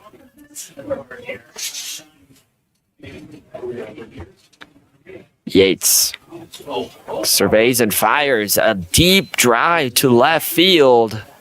7:43 p.m. And a foul ball there, just barely. Huge sigh of relief there from Yates Bland. Just barely out, all the way near the 335 sign. Just takes a little spin to the left. And he's going to fire another pitch in there at 2-1. And now it's 3-1. That one looked good to be a strike. That was like right down the middle. Umpire has something to say about that one, partner. Bland fires it in. Contact all the way to right center. A shallow drop. And Rosales comes in from second to get the out.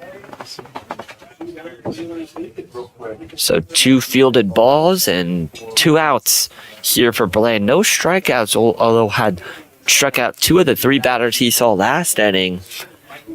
Not the same story here. Results to backpedal on that one. That did almost look like the wind caught that one and knocked it down, and Rosales was able to kind of adjust. Killed that one. Yates 1-0 pitch. Or Yates 0-0 pitch goes for a ball. 2-0 pitch on the way, or 1-0 pitch on the way. He goes for 2-0. You're just calling it head time. Yeah. Yeah, right? I mean, I see the future, right? Bland fires it in there. Of the bunting Michael Quick. We've seen this guy go all the way around the base path, trying to bunt here again. Believe he bunted last time. Yeah, Berrigan actually moved in at third base, closer to the infield grass, looking for that bunt. But Bland fires it in there for ball 3. Trying to come back in the count. On the way, down the right field line. And Quick shorts up at first base as Nin Burns there did not want to run on him. Only for a base hit single. Quick's reached all 3 times this game. Yeah. He's been... A lot of traffic on the base path so far. Yes, lots of in the air too. I mean, you've had 2 home runs today. Michael Quick, like we said, from Ontario and Southern Illinois University. Bland puts it in there for a strike. Starts this count off good. And Michael Quick reached base path 3 times today, majoring in sociology at Bradley. Has 1 brother. Checks over, and Bland trying to get Quick out, but he's too quick. The name speaks for itself. So Quick taking about a 3 to 4 step lead there at first. Bland's delivery is on, and Garcia almost tried to pump fake it at first, but does not decide to go through with it. Yeah, Quick 15 games last year at Southern Illinois. Didn't steal any bases. It's kind of surprising. He's Picks over again, and Bland can't hit again as Quick is too agile there on the base path. Bland looking over at first. Decides to pick over again. And what would you know, that Quick is safe again. He's just too quick. Yeah, just too quick, right? Extends the lead, actually. Wow. So a little, no way they pick over a 4th time, he thinks. Pitches on, and Garcia pump fakes once again. And so a 2-1 count. They do not want to give up the stolen base to Quick. So Yates checks over. Decides to go through with the delivery. The 2-1 pitch. Just up. So that's going to be 3-1. 2 outs here with 1 on. With the 3-1 count, can't worry about Quick at first base right now. You gotta go with the batter hand. So Bland surveys the pitch, and it's contact to center field. They're going to have to put in, and that's going to be the 3rd out of this inning. Jaden Sanchez comes in all the way from center to get that one, and Quick thought he was going to round the base. Not to Jaden Sanchez's effort. So Bradley leads at 6-0 here at the top of the 5th, going into the bottom of the 5th here on UNLV Student Broadcasting.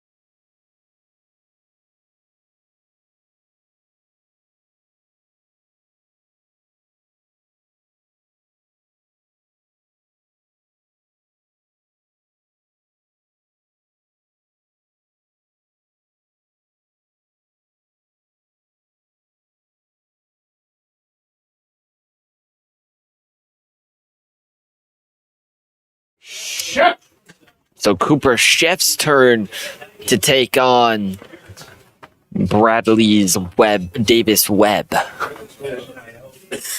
Just 9 pitches already today. 2 Ks. Webb's 0-0 fire is in there for strike 1. 6-0. Bradley Thielen here. One of 3 games here. Tomorrow will be live at the same time, 6:05 p.m. But Sunday, or 4 p.m., excuse me. But Sunday will be a little earlier, 11 a.m., an early one here at Earl Wilson. Fires it in. That's going to be contact to center field. Can Garcia make the catch? He can. Out to the warning track there. With warning track power from Cooper Chef. Puts the ball in play. But just too fast. Needs to hit the weight room on that one, as they say. Yeah, Chef just got jammed inside on that one. Wasn't able to pull it. So, and it's a fly out. warning track power there for the Rebels. And another guy who has warning track power, or even home run power, Jaden Hurdle, could definitely put one in the stratosphere. Webb's 0-0 pitch in there for strike. So counts 0-1.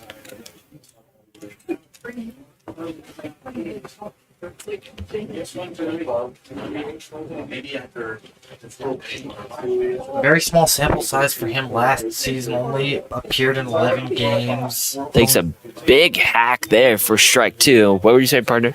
He played in 11 games last year. Only started 1, only 9 at bats. Wasn't able to hit home runs. Playing time.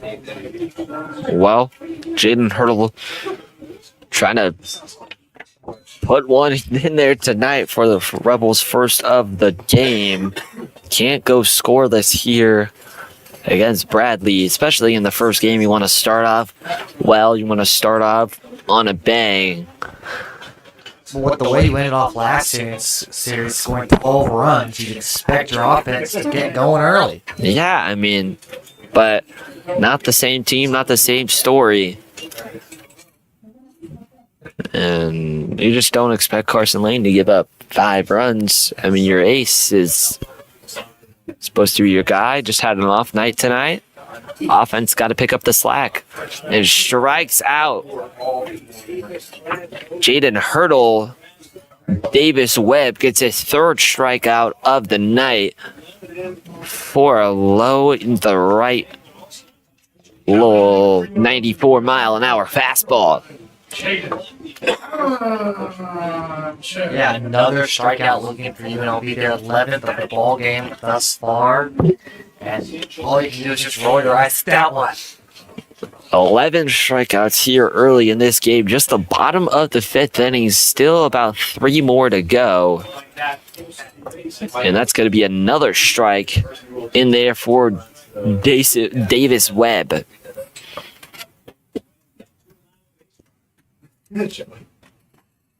Webb, no walks, no hits here.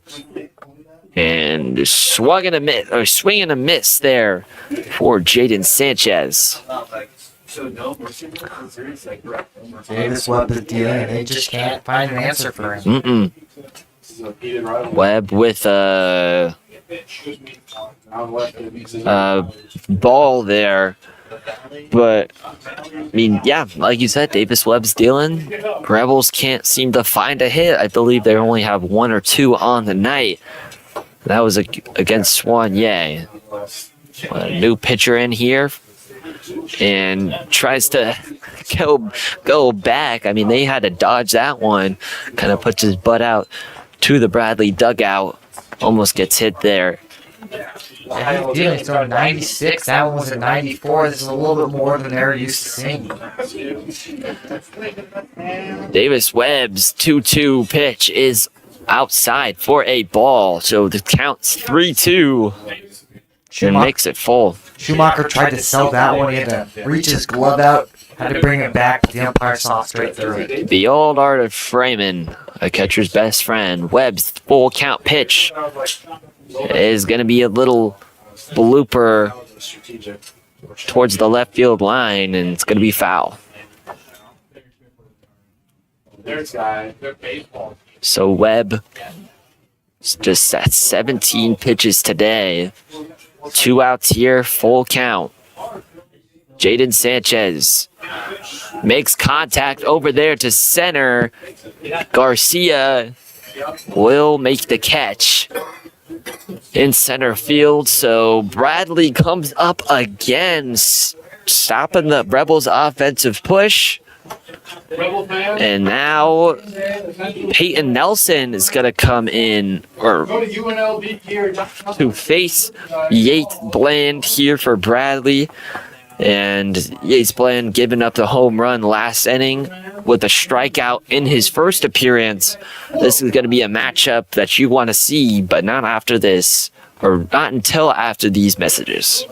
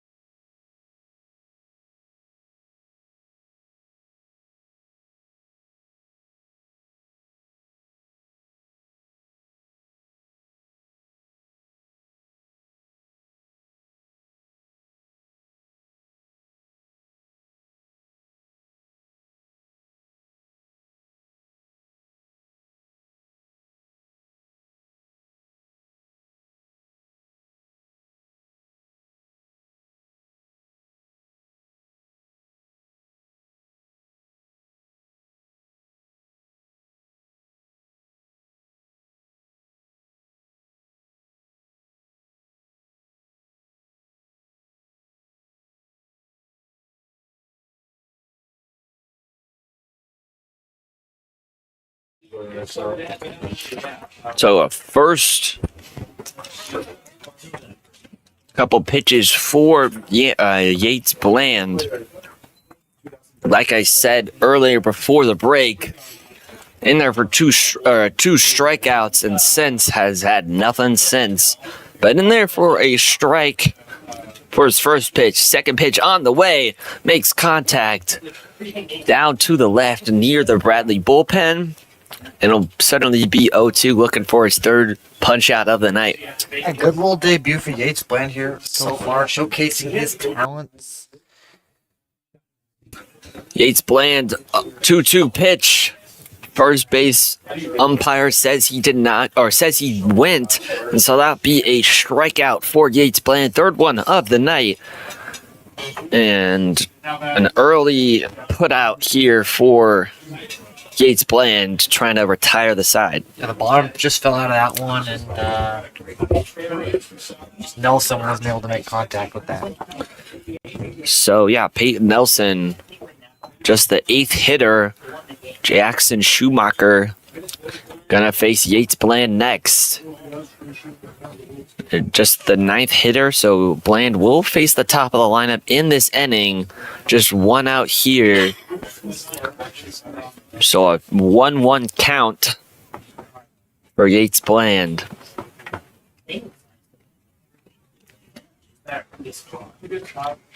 Bland takes some time to regain his composure, and his 36th pitch is on the way. And it's up and to the left for ball 2. A little chin music there. Yeah. Back him off the plate. And they do offer them So Schumacher's in the first got a K, and he makes contact over there to left field. Shortstop in there trying to make the catch, and he does. So Yates Bland gives up shallow contact. Third base or shortstop comes in to shallow left field, makes the catch. 2 outs. Rebels trying to get out of this 6th inning.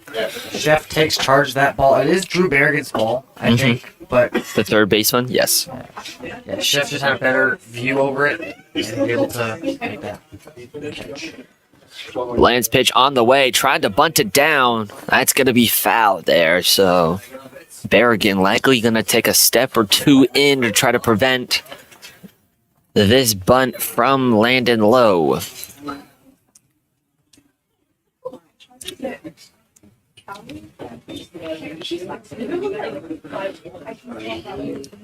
Oh for 1 today for Lowe. That's going to be a strike in there for 0-2, so a foul ball and a strike. Yates Bland 1 strike away from retiring the side. Bland gets the call, makes the delivery, and strikes him out swinging. Bland gets his 4th strikeout of the night. And a little momentum boost here going into the bottom of the 6th. Very quick inning for Yates Blair. I think that was less than 5 minutes. Yeah, it was. So maybe another quick inning on the way for the Rebels, or do they have something in store? Come back to find out.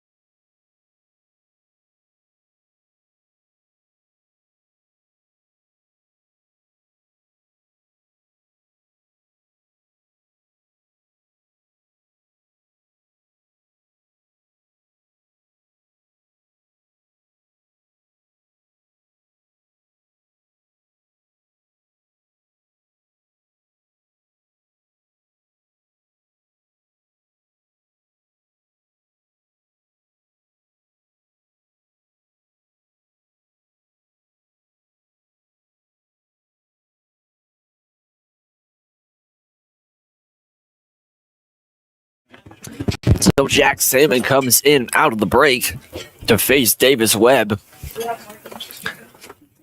Trying to get the Rebels on the board here.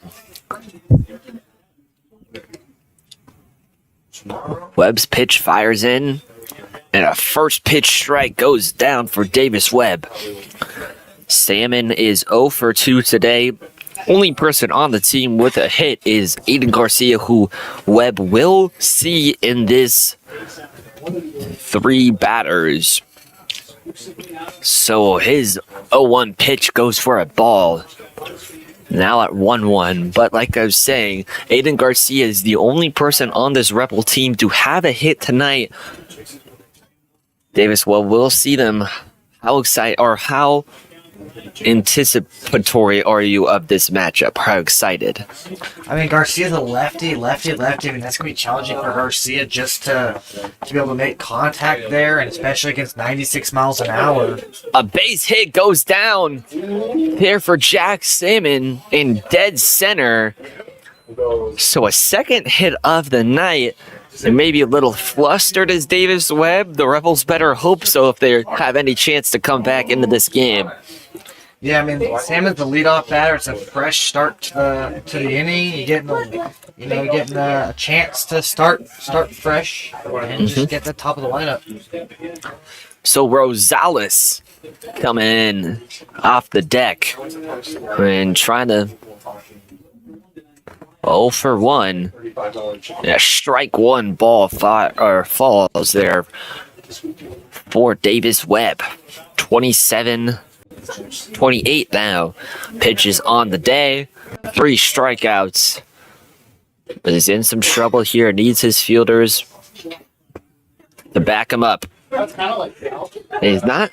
This Bradley team's not been giving up a lot of contact in this game. Only 2 hits on the day. 1 from Davis Webb and the other from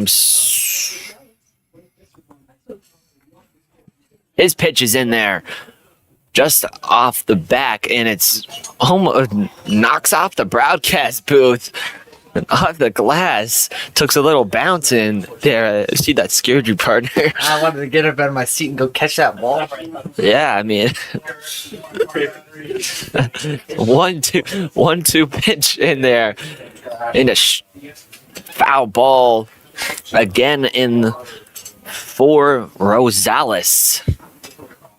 Lots of hard contact tonight. Lots of hard foul ball contact tonight. Yeah. We've been getting balls in the broadcast windows, into the facility, into the bullpen. Webb checks over to first, and Salmon gets back safely. Yeah, Bradley hasn't given up too much contact, especially with the contact they have given up. It's been very soft, and to see 2 hard hit foul balls is something. It could say something for the UNLV offense. Webb fires in, contact to right field, goes over the head.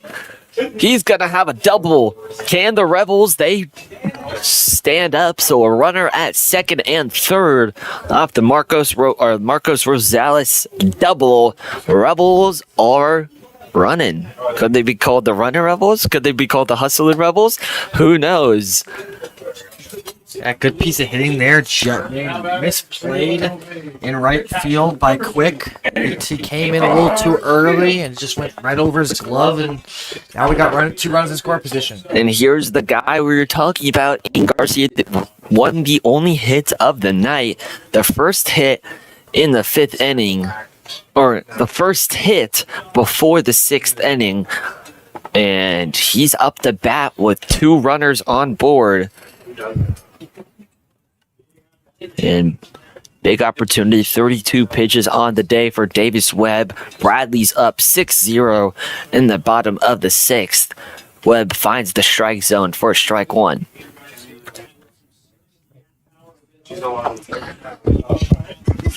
Garcia, the catcher, surveys, makes contact over there to shallow left field. No outs here. And that's going to be Pay Nelson coming in for the cleanup of the pop fly. Yeah, Sorab just took a bad rap to that ball. It looked like he slipped on the outfield grass. And luckily Nelson was there to catch that ball, because that would have been bad news if that ball had dropped.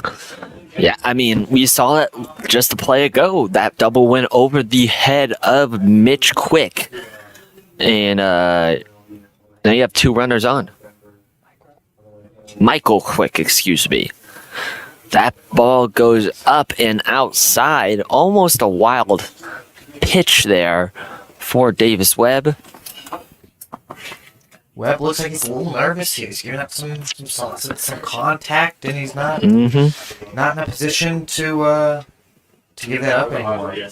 Webb's 1-0 pitch fires. Contact to a foul ball there. I was going to say contact to left field. Just a little hopper there. Good solid contact by Berrigan, but just out in front of that bounced foul. Close to the third base coach. So Webb at 1-1 fires in just off the top of the zone. Can't quite sneak it in there. It's a good take there by Berrigan. You can tell his eyes wanted to hit that ball, but he has to take that. So last time Berrigan was up, he had a batted ball. And a wild pitch coming home. First run of the night for the Rebels scores off the wild pitch of Davis Webb. So Jack Salmon comes from third to home, and Marcos Rosales with the keen eyes realizes that he's got to scramble his way to third base, so he does. Good hustle there. That ball only goes about, I don't know, about 30 feet from home plate, and that's why they call them the Hustlin Rebels. Because they hustle 6-1 here. The pitch comes in, and it's a walk here. Davis Webb was dealing early, and now he's got another thing to think about. And here comes that man, Min Burns. And everyone thinks about, the power, the contact. But a funny thing about Min Burns is that this guy is I wouldn't say a nerd, but he's definitely a brainiac here. He has a master's degree and a bachelor's degree already. A graduate player from Covina, California. This guy's the whole package. And he's getting some redemption. Last time up, he struck out looking, and this time he's coming up with only one out. So, he came up last time with one out. But So the 1-0 pitch, or the 0-0 pitch drops for a ball to make it 1-0. Webb's 1-0 pitch down. And a foul there for Nin Burns, looking just to toe that line, the left field line, I should say, to try to score Rosales. So runners on first and third with one out. yeah, he's going to be swinging away in this at bat. He's going to want to take the bat off it. Not going to want to leave the bat on his shoulders like he did the last time. So Burns, agile there, dodges the pitch. And they're trying to not let him get hit in the rib cage. Just does a little acrobatic move there to dodge the pitch. Webb checks over to first, and Berrigan is safe. So Berrigan with a little too large of a lead. Davis Webb's checks on him. And now Webb's 40th pitch is about to be on the way. He gets set. He delivers. A low little riser there at 91 miles an hour. At 3-1 count. Yeah, Rosales came off the bag there a little bit. Wanting to go, but that ball just didn't bounce far enough away from the catcher. So he's got to go. He's got to go back at third. Nin Burns 1 pitch away from a walk and 1 pitch away from the full count. Burns makes contact to the left, but is just foul. And now it's a 3-2 count, full count. I mean, Nin Burns, we just talked about, everyone talks about the power, but he is really a brainiac, and he's got to make a brainiac play here. Full count. Pitch comes in, and just foul. He hits off I believe that was the grip of the bat there. They call that a stinger. Yeah, just low. Got jammed inside that very, very high off it near his hands. It's very dangerous for him. Yeah, absolutely. Those hands are definitely valuable. So the full count pitch comes in. Burns makes contact there to right center. Or left center, excuse me. And a tagged runner coming in. Pitch is offline. And Rebels score another one. 6-2 here. Comes off the sacrifice fly from Nin Burns.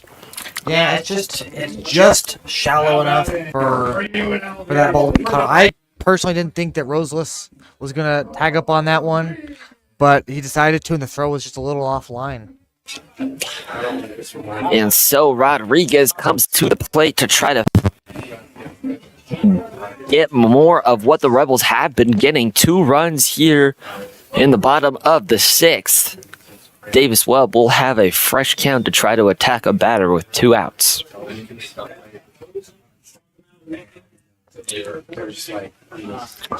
And the manager wants to talk it over with his pitcher, Davis Webb, at 46 pitches already. Last time Johnny Rodriguez was up to the plate, he got struck out looking.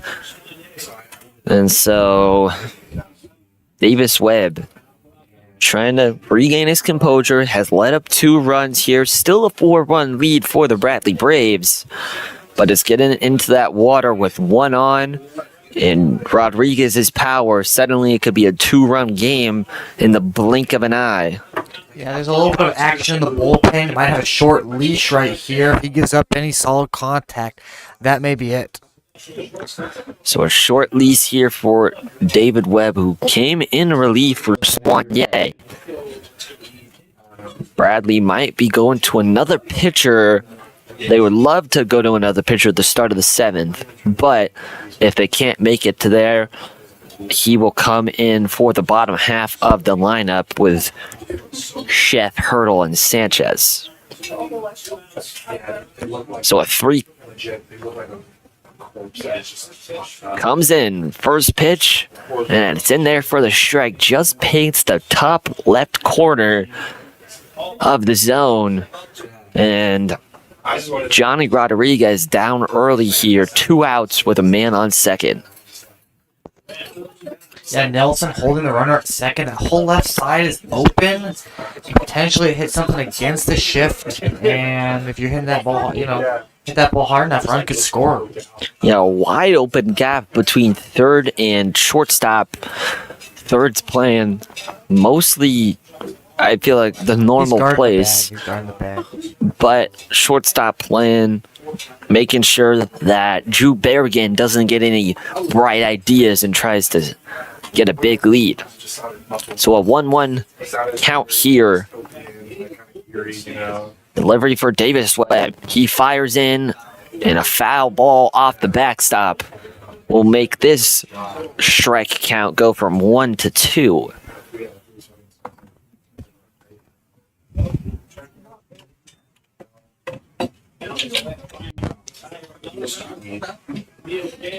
Use that to that is. Here's the pitch, and it's offline for a 2-2 count. Davis Webb, 3 Ks on the day, but struggling here in the bottom of the 6th. The Rebels looking to get more points on the board, more runs on the board. Webb fires in, and foul contact to the left field sign for Johnny Rodriguez, and the count stays at 2-2.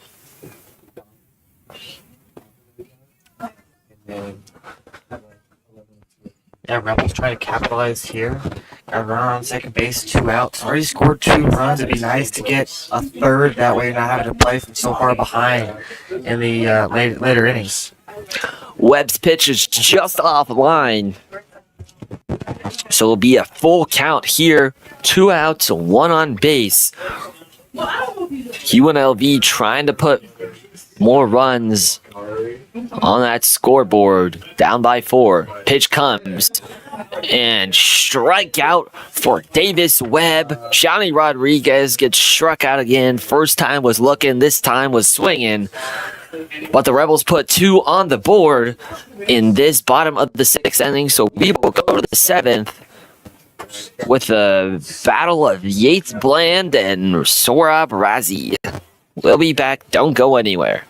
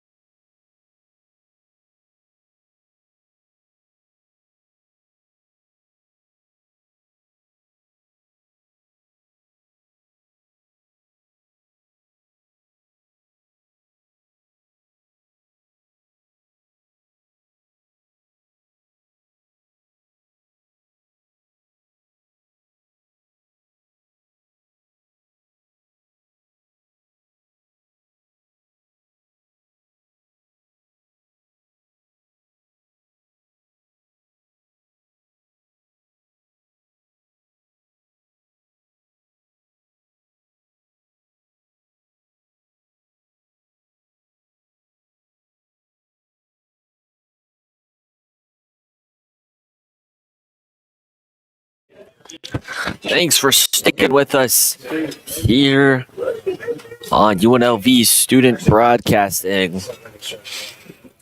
The battle of the pitchers has been tonight. Yates Bland and Carson Lane. Carson Lane leave up 5 early. And Yates Bland came in for relief, has 4 Ks so far and a 42 pitch count. His first pitch is for a strike, then delivers another one for a swinging strike. So top of the 7th, down 2-6. Already up 2-0 or 0-2. Pitch comes and it's a foul contact to UNLV's dugout over there to the right side. And Sorab will live to see another day. The 0-2 count is a ball to the left side and up. Sorab fighting here. Braves not trying to give up that lead. Quick pitch. In there, strike 3. Yates Bland starting this inning with a bang. With an easy strike 3 there. Walks off the mound. Yeah. I think he was hitting fastball there, and they threw him the off speed, maybe a change up there, and just. I mean, he's 6'6". He can really put it in there. I think we've been seeing 93 miles an hour, 94 goes in there for the off speed at 82 miles an hour, You're gonna get confused. You're gonna look a little silly there. and doesn't even swing. He was feeling himself after that pitch. His fresh count is in there for a ball. 1-0 pitch. Another ball in there for Yates. Yeah, we've been talking about how UNLV's been striking out looking a lot. They've done 12 so far. Bradley's not too far behind at 11. Yikes. Already 1 hit here for AJ Garcia at the plate. Yates' pitch is just to the left side, just outside the box. And a 2-3-0 pitch. Delivery's on the way for Yates. It's in there and a down the middle strike. Drops in the bucket for Yates Bland. In the 5th inning, AJ Garcia had that home run, and this one's gonna go to the right field. It's going up. Nin Burns is looking up, and he catches it. As I mentioned, that was almost another home run in there for AJ. That would have been his 2nd of the night. But Nin Burns having the ability to catch that one. Yates Bland trying to catch him with the off speed yet again, 82. And AJ Garcia recognizes it and puts a blast into right field. Yeah, he was looking for that, and he just missed, and he's mad at himself. Going back to the dugout, talking to himself. He'll be thinking about that one for a while. Yep. Bland's first pitch of the Anthony Martinez at bat is a ball. So the 1-0 pitch comes in. That's going to be blasted out to center field. And Rosales comes in for the scoop. And it's going to be a 3-out shutout here for the Rebels, not giving any leeway on the Braves trying to extend that lead. So a 6-2 game here at the bottom of the 7th. We'll be right back. Stay in your seats.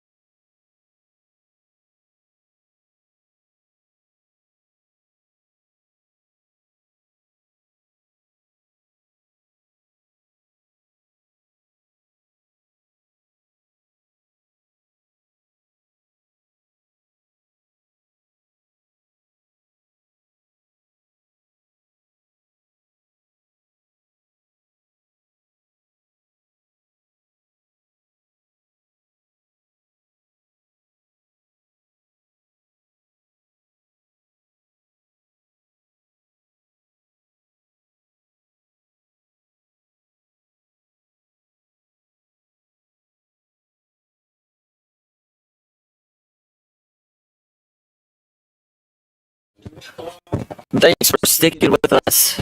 Rebels, the comeback attempt continues. Cooper Chef at the dish for the Rebels. Facing Robert Sanford, a new pitcher in here for Bradley. His first pitch is almost to the face of Cooper. Yeah, Sanford from Harris Junior College, same college that the starting pitcher William Swanier pitched for. Well, There. oh my goodness, you just got a lot of people who are just from the same school. They've all come here to Bradley to try to make the best baseball team they can, and I think it's working. I mean, they're up 6-2. That is a short fly out.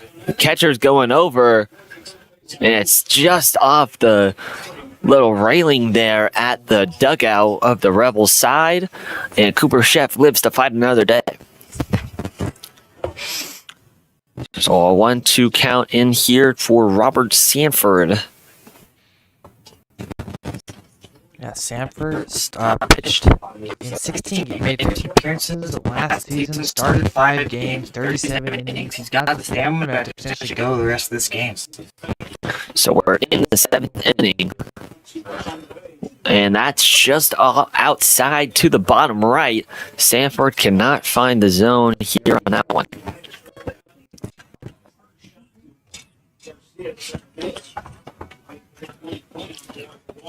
Last time, struck out.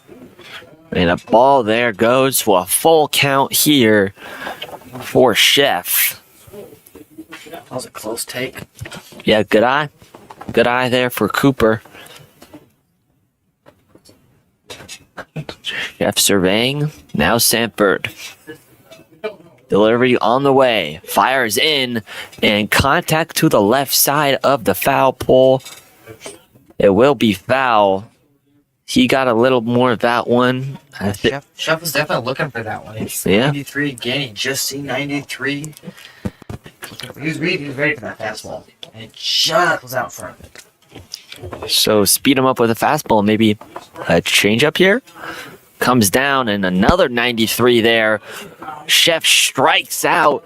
He thought he was going to walk. It was a full count. Started making his way over to first, and the umpire rings him up, and the manager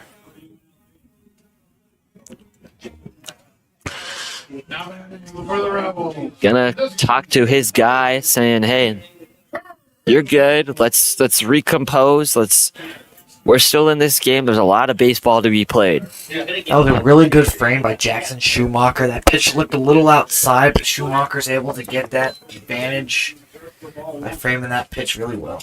So Jaden Hurdle coming up for the Rebels. Last time out, struck out looking, and the time before that, struck out looking too. So 2 strikeouts looking here for Hurdle. And he's up 2-0 though. 2 balls, no strikes. Can't go down looking once more. 3 strikeouts looking. That would be a stat to remember for his career. Sanford. The 2-0 pitch comes in and up and out. 3 balls, 0 strikes. With only 1 out here, the Rebels could go on another run.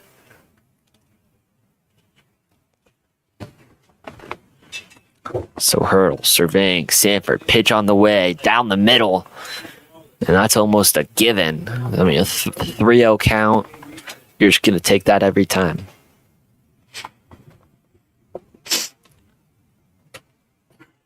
Now Sanford gets set, composure, delivers ball 4, and sends Hurdle to the first base side for his first action on the bags. So now we have the other Jaded and Jaded Sanchez. The center fielder, number 11. 0 for 1, a fly out last time up. So now Sanford at 12 pitches, only 1 strikeout here. We have not seen a double play yet today. Sanchez fakes the bunt. It's going to be in there for ball one. Yeah, Sorab figured that out early. If that ball had been bunted, Sorab would have been there and potentially gotten that double play.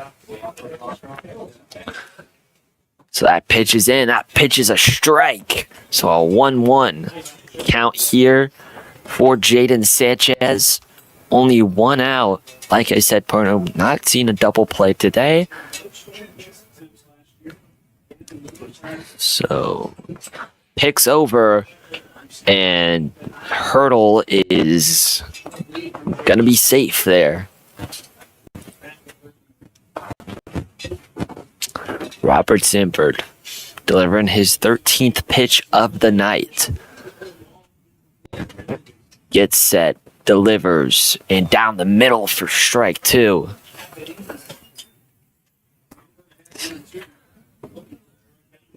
Yeah, you were talking about double plays. As I was researching this game and looking at the stats, I realized that there aren't. Even though if he didn't ground into too many double plays last year.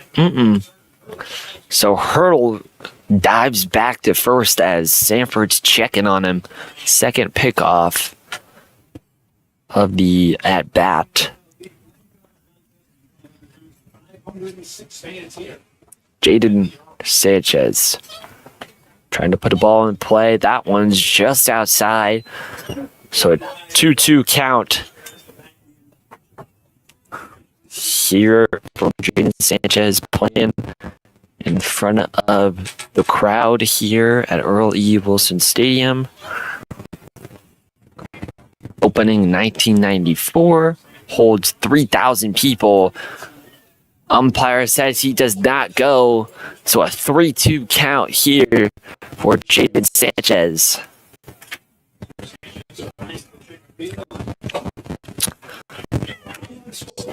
And now Robert Sanford trying to deliver his best stuff. Fires in, just tipped it. Sanchez lives to see another pitch from Sanford.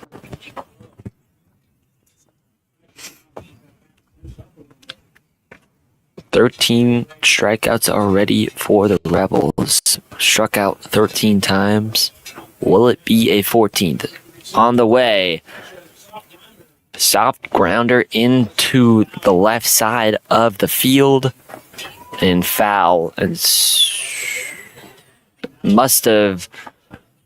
I think that made contact with the body of Jaden Sanchez. So he will get to go to first on the full count. Rebs have 2 on base, 1 out, and Jack Salmon will come in. Yeah, they awarded Sanchez first base. I don't really understand why. I believe it made contact with the body of Sanchez, which would mean a pitch or a hit by pitch, which would grant him the first base access. And a big swing and a miss there for Jack Salmon. Puts him down early in 0-1, 86 mile an hour pitch there.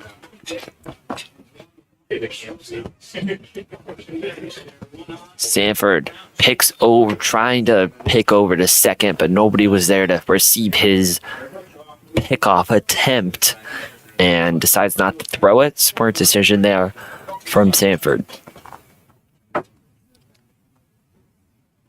Sets, delivers, and a foul ball there to the Braves backstop or Braves dugout. Sanford going after Salmon right here. Got 2 on. Hopefully you can get Salmon to make some weak contact and ground into a double play. I mean, last time he did hit a single in the 6th inning. Now in the bottom of the 7th, looking to do the same. Pitch comes, and it's up and out of the zone. Salmon with a good eye there not to swing. 2-2 count.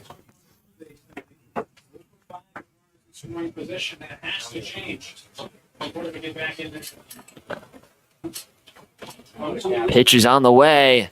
Makes contact there to mid center or mid left field. And it goes foul, and Low can't corral it. They're in left field, just not quick enough, and it drops near the foul line.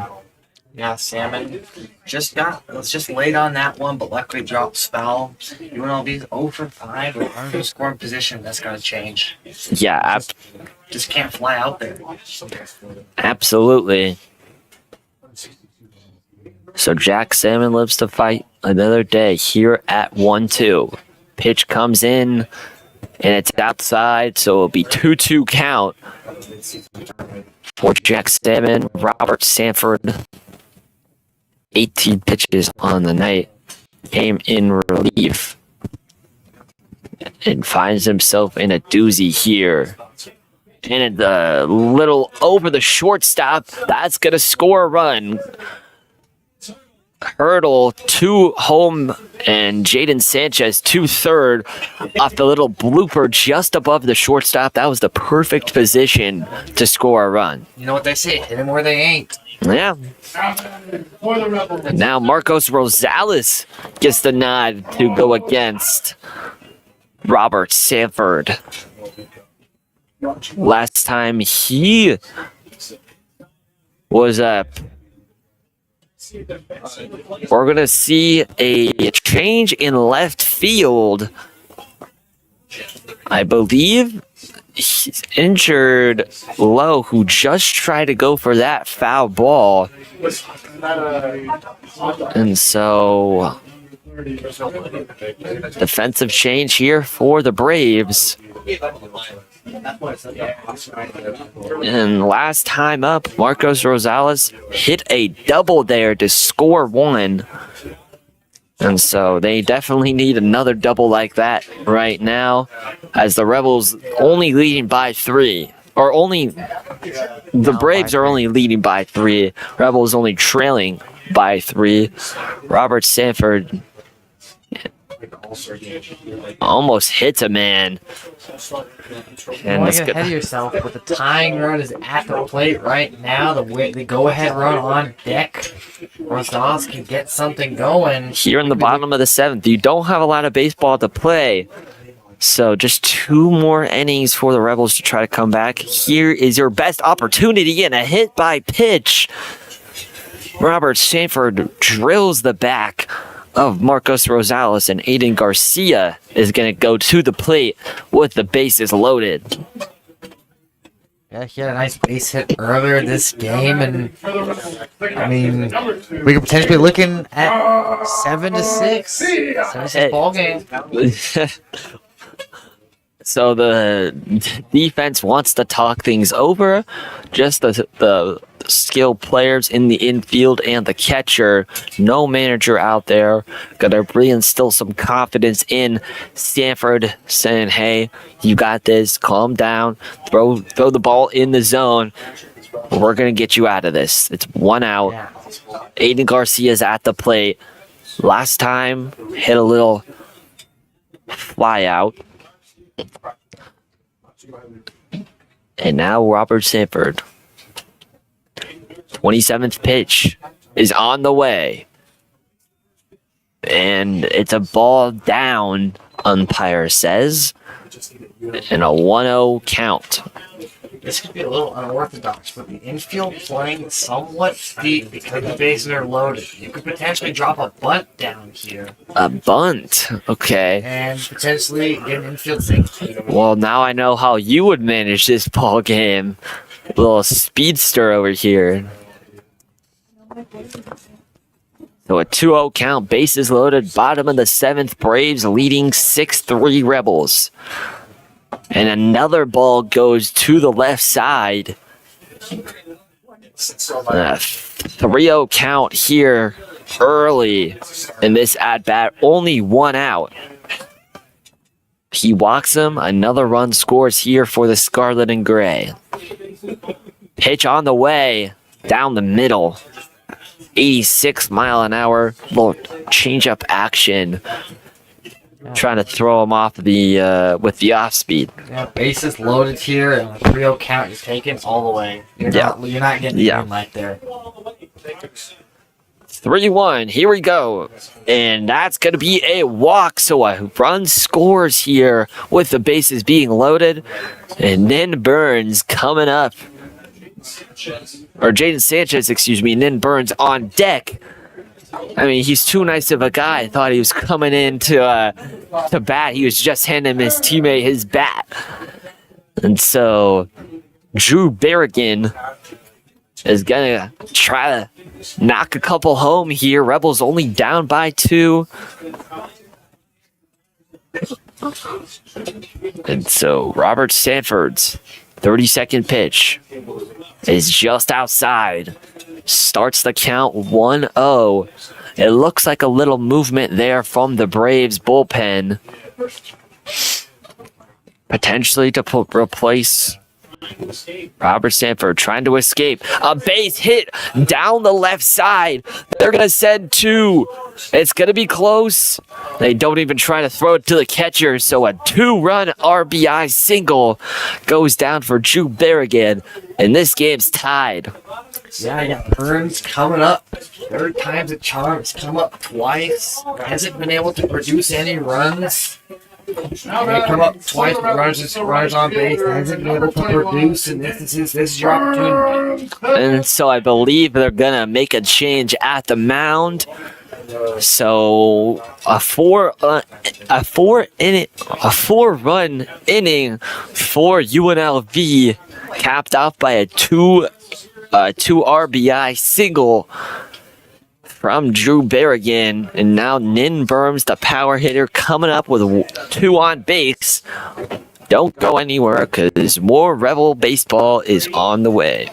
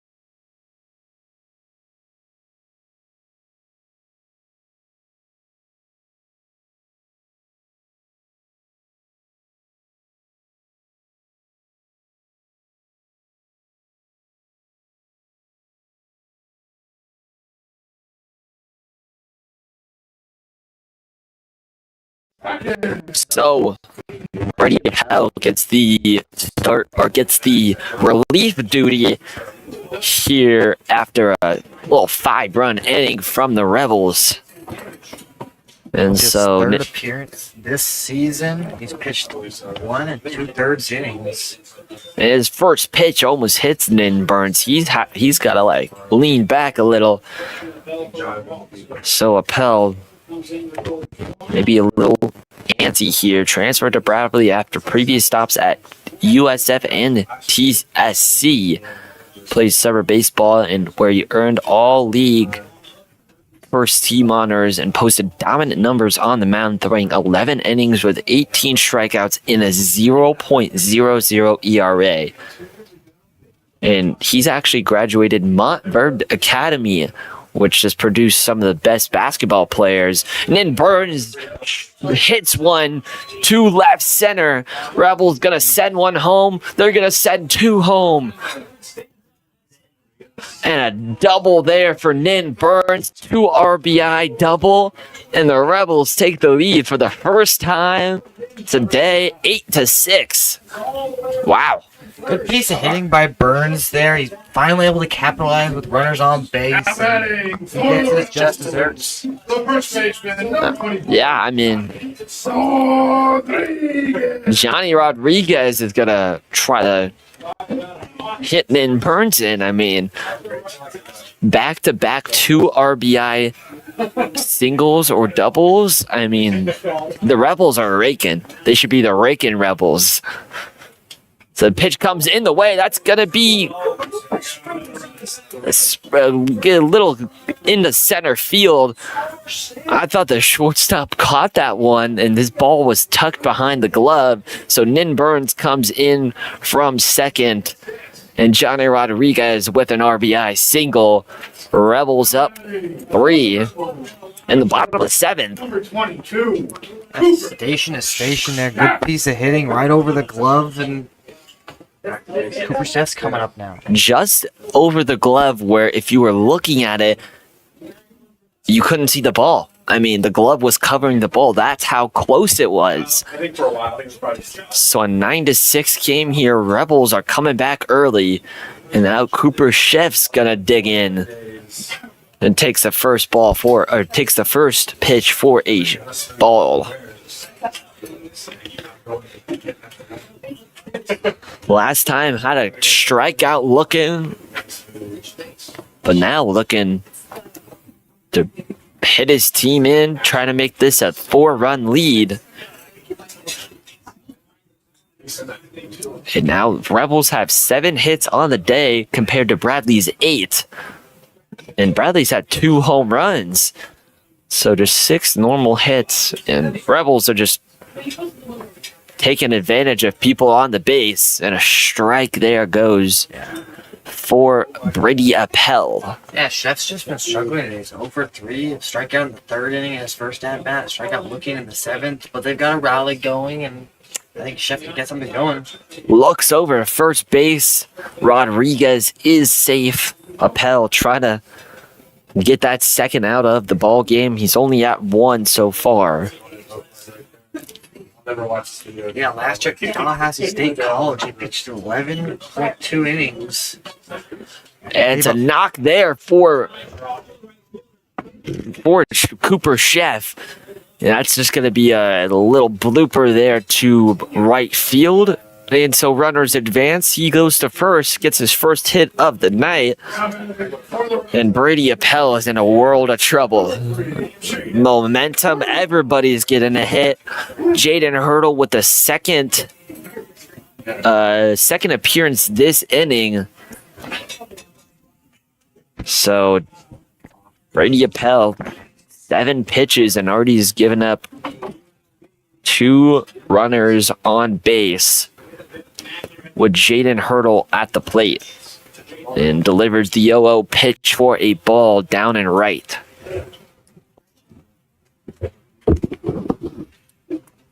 So with 2 on and 1 out, Jaden Hurdle's going to dig in, try to hit Rodriguez home. The 2-1 pitch comes in for a ball. That's going to be a 3-1 count here. A 1-1 count, excuse me, for the Rebels. Appel sets and fires. And it's weak contact over there to third base. Can't field it. And he's going to be safe. Everyone's safe there. Jaden Hurdle beats the throw. And a full loaded bases here for Jaden Sanchez, who's also his second appearance in this inning. Yeah, Sorab just couldn't field that ball. I was thinking it might have been a double play first of the game. And he just hit off right the, tried to snow cone it. It's off the glove. It's an infield single. So an infield single drops there for Jaden Hurdle, and now the other Jaden will take his hack at it. A good hit last time for Jaden Sanchez. Try to battle Brady Appel, who just came in. No action in the bullpen just yet. And a swing and a miss there for Sanchez. Makes this count 1-2. Oh, 0-1, excuse me. And another swing and a miss makes this one 0-2. Jaden Sanchez down in the count early. Rebels are coming off the back of a run. But Jaden Sanchez keep it going? Sets and delivers. 0-2 pitch on the way. A little blooper there. Can't field it. And that's going to score another run for the Rebels. Manager wants a timeout. Brady Appel there was tasked with fielding that ball. It was almost like a bunt down the left field line. A swinging bunt. Brady Appel, this is a disastrous inning for him. Came in with the relief. I mean, 86 miles an hour and like a swinging bunt down the left field line. That's a really hard play for a pitcher to make. And Jaden Sanchez will just come home. And Jack Salmon, with his second appearance of the night, last time had a single RBI. And umpires are decided to review it and to see if that one was foul. They say it's not. And we will play on here. The Bradley Braves manager wanted to take a look at that one. And they come together and decide that it was a fair ball and that it is 10-6. UNLV in the bottom of the 7th with only one out. And Brady Appel looking to get out of this any way you can.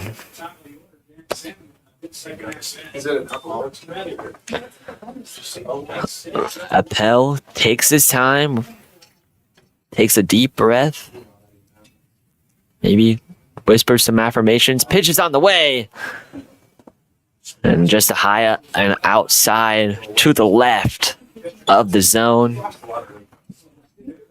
Jack Salmon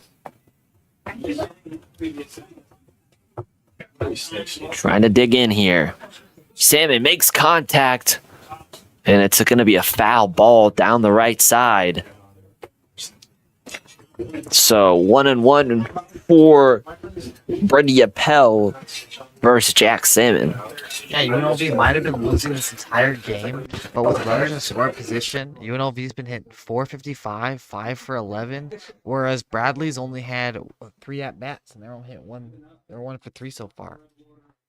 So a little bit of change of tides here. You had that big top of the first inning where they scored, I believe, 4 runs. And so tides have changed here. The pitch on the way. And wide left. Shoemaker barely keeps that one here. And a full loaded base path for the Rebels. That would have been disastrous. At least scoring Cooper Chef. So Brady Appel sets and fires. And a swing and a miss.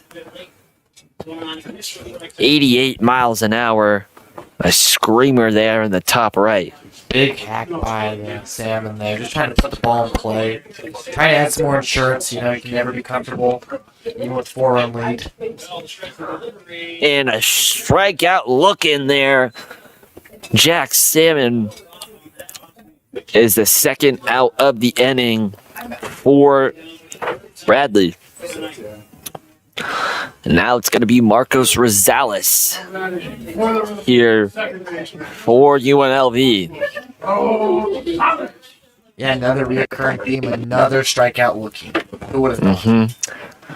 Marcos Rosales hit a home run in 3 consecutive games at Fresno State when playing for Cal Fullerton and just ducks that one for ball 1. but he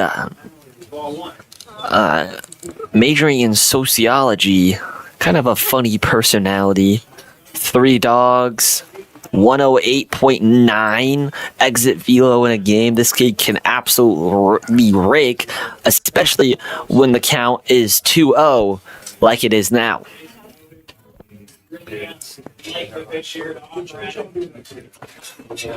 So the 2-0 attempt goes for Brady Appel, and it's just high. So a 3-0 attempt. I think we know what we're going to see next, partner. A grand slam, right? 3-0, grand slam, 3-0 pitch, a swing. A fastball take down the middle.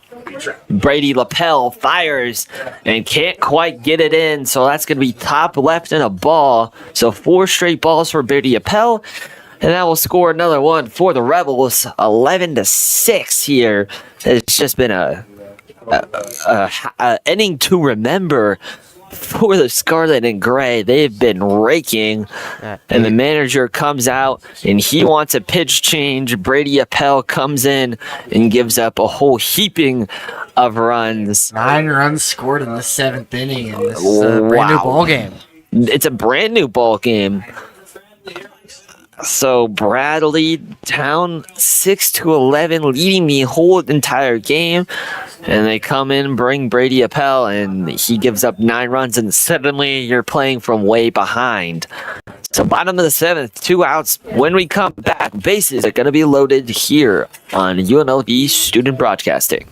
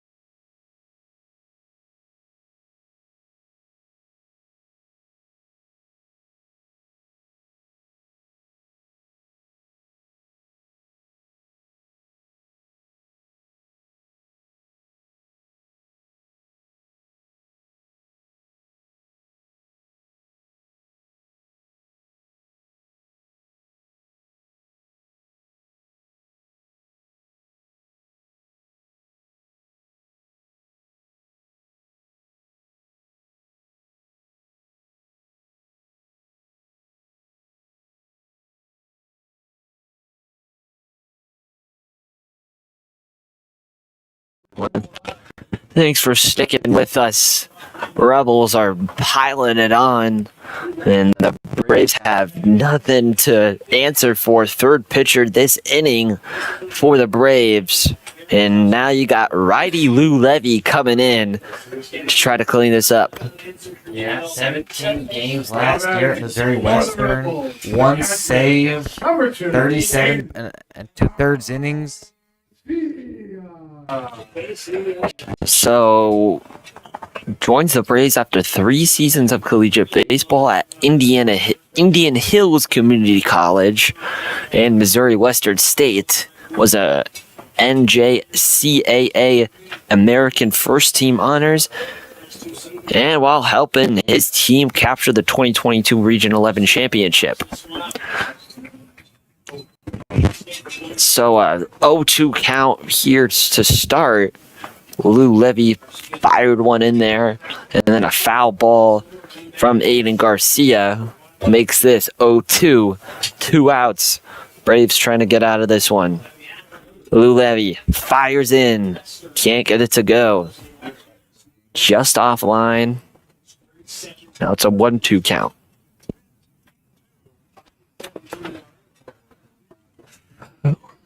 And Lou Levy, I don't think the Braves were expecting to go into this much depth.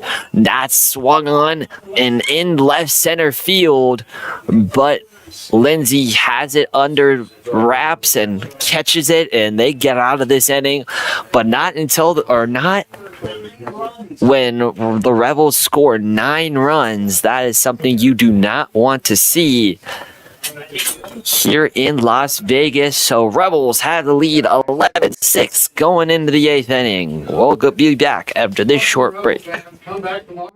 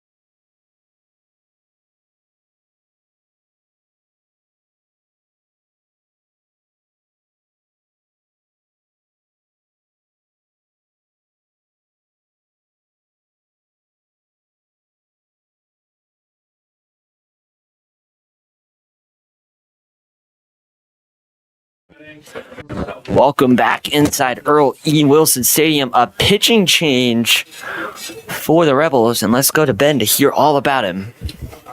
What's first? Angelista in there for the Rebels. That's going to be Jace Angelista. Ben, what you got for us? JC Evangelista, 1 game last year. I'm sorry.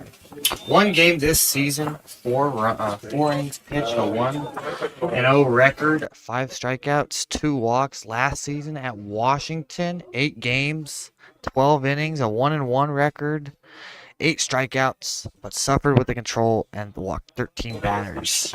Well, it sounds like he's a capable pitcher there. Down 2-0 here early, 2-1 actually after that foul ball by Hayden Miller. Trying to fight there, strike there, just paints the left middle of the zone. The left side, in the middle. So Angelista fires, contact there, and it goes past the shortstop in Cooper Chef. That's going to be a base hit for Hayden Miller. That was so bizarre, too.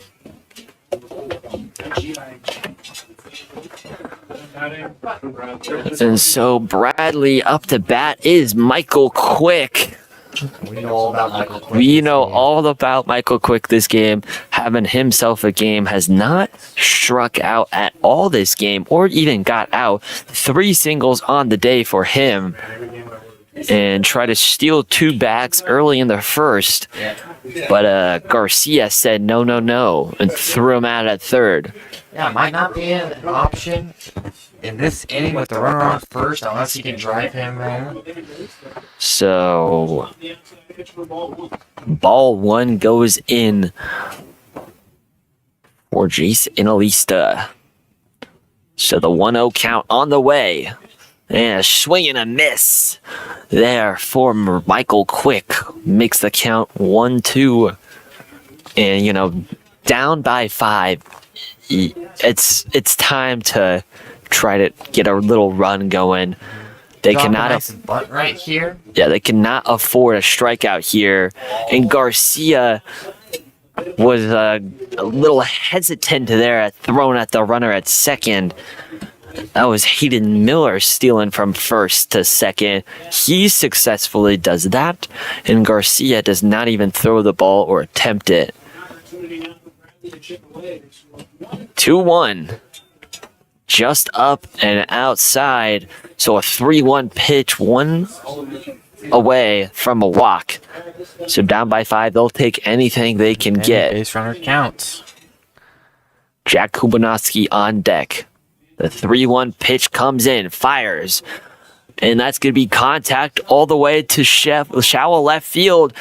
And there again cannot track it down as he was looking over his shoulder like an NFL wide receiver.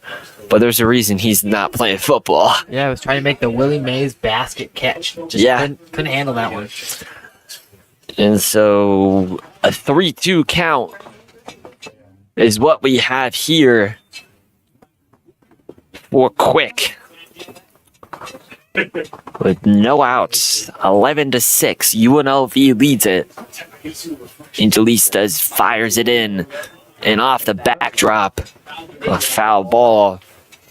An 86 mile an hour little fastball there. Trying to throw Michael Quick off his game, who has not been turned away. Phased at all. Yeah. By this UNLV pitching. Yeah, not been turned away yet. 3-2 pitch coming in.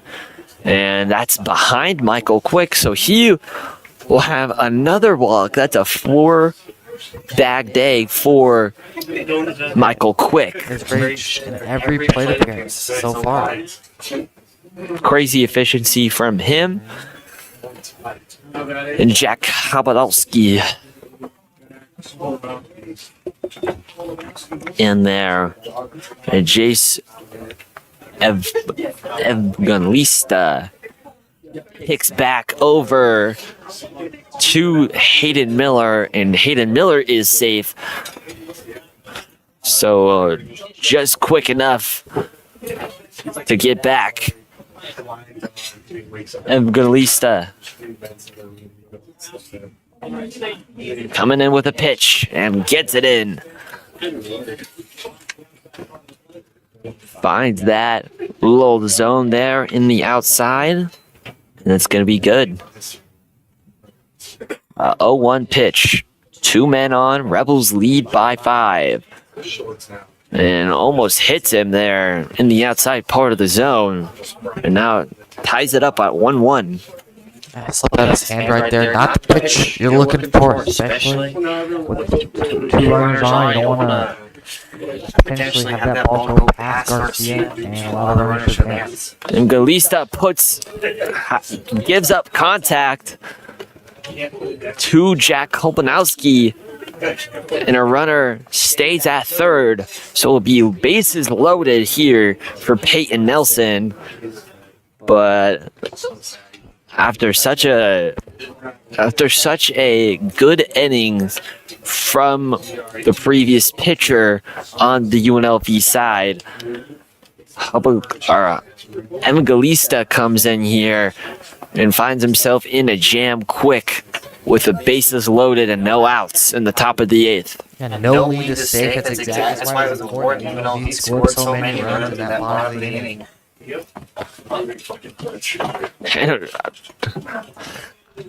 Evangelista comes in with the pitch. It's just to the right side.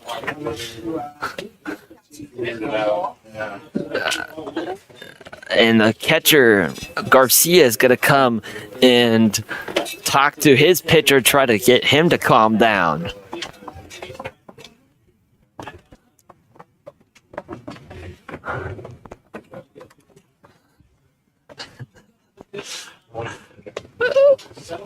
Yep, and so at 11-6 here on this brisk February day. 1 of 3 games here today. And so UNLV taking on Bradley has been nothing short of a show. 17 runs so far in this one by both teams.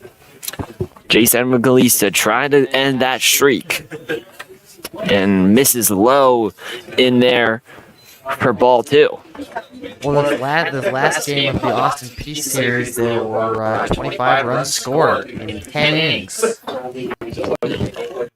Jace fires it in and gets it into the strike zone, paints the outside of that box. Beautiful pitch there, a 91-mile-an-hour heater. Yeah, it's what he needs to get back in his at-bat. Don't want to fall down 3-0. 2-1 pitch comes in, and a 3-1 pitch comes out of that. So no outs, 3-1, bases loaded. He's gonna have to try to find something to dig into here. 3-1 pitch comes in down the middle. Now 3-2. So an 85-mile-an-hour changeup feels like kind of did not expect that there from Peyton Nelson. Pitch comes in and a walk there. Evangelista's not happy with himself. Throws his head up in the air. And a Bradley runner comes in, making this one 11-7. And then UNLV is going to come out and talk to their guy. A little motion in the bullpen there. Just 21 pitches thrown. Yeah, it's important you have to stick with your pitcher right here. Even though he's struggling, you just have to show your confidence in him. You can take him out. That confidence is shot for the next few games. Yeah, we saw that with Carson Lane. I mean, he gave up those 4 early and then battled back there in the early innings of this one.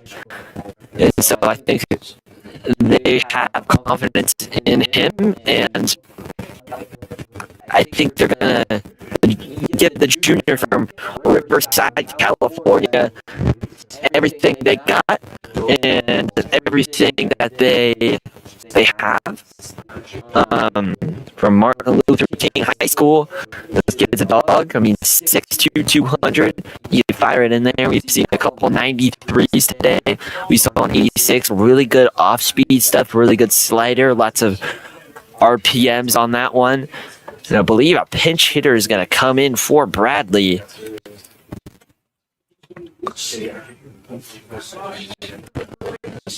And so I believe that's number 13. So Luke Skinner is going to come in, a sophomore from Woodbury, Minnesota, and Loyola Marymount University, transferred in from there. And he's going to try to bring a couple Bradley runners home. The pitch comes. There's a strike there. Skinner getting a little taste of what Evangelista's been throwing, and it's straight heat. That's a 91-mile-an-hour straight next to the face. And a big hack and a miss from Last Skinner. year at Loyola Marymount, very few games played, only played 8 games, only tallied 11 at-bats, wasn't able to do anything with those 11 at-bats. So we'll see what he can do here so far. He hasn't done anything with his only 2 games this season so far. 3 at-bats. Evangelista rings him up. And Skinner comes in for the pinch hit and gets rung up on an 0-3 pitch. Good afternoon, good evening, good night. 1, 2, 3 down the line. Skinner strikes out. Looking. Hitting for Jackson Shoemaker. I think Jackson's probably thinking right now what he could have done with that at bat. And another strike goes down for Evan Galista. Only 1K, and that was his 1K of the day, just his 24th pitch. One out here. Evan Galista fires in and just a swing and a miss. Now at the top of the order for the Braves. Yeah, showing a little more confidence after that mound visit. Mound visit was able to just kind of calm him down, get some momentum back in his step. Evan Galista fires in the 0-2 pitch. And swing and a miss there for Evan Galista. Tightening the locks here on this game. Top of the 8th. 11-7, trying to keep this Rebel lead. And back-to-back strikeouts there, like you said. Maybe that mound visit instilled a little confidence in him. Now Sorab Razi comes in for Bradley. Remember, 3 people on, 2 outs now. And a fresh count. 0-0 pitch goes in there. Short center field, or short right center is the contact. 2 are going to come home for Bradley. And that's going to be an RBI double for Sorab Razi. First pitch swinging. And that was a 85-mile-an-hour little slider, changeup action. And he immediately recognizes it. And that's what you get from veterans like him. Yeah, falls right in front of Burns. Burns not able to make a good enough throw to get the runner home, but he's able to throw the ball in and save another run. So an 11-9 game here. Back and forth, I feel like one time UNLV scores 9 and Bradley comes back with a heaping of their own scores. And so Evan Galista fires in the first pitch to AJ Garcia for a strike. Only leading by 2 now. Yeah, Garcia does have a home run in this game. He's got some known pop, could potentially go deep. Give Bradley the lead once more. Well, it took a big swing there, but it was fouled just off the left near the palm trees.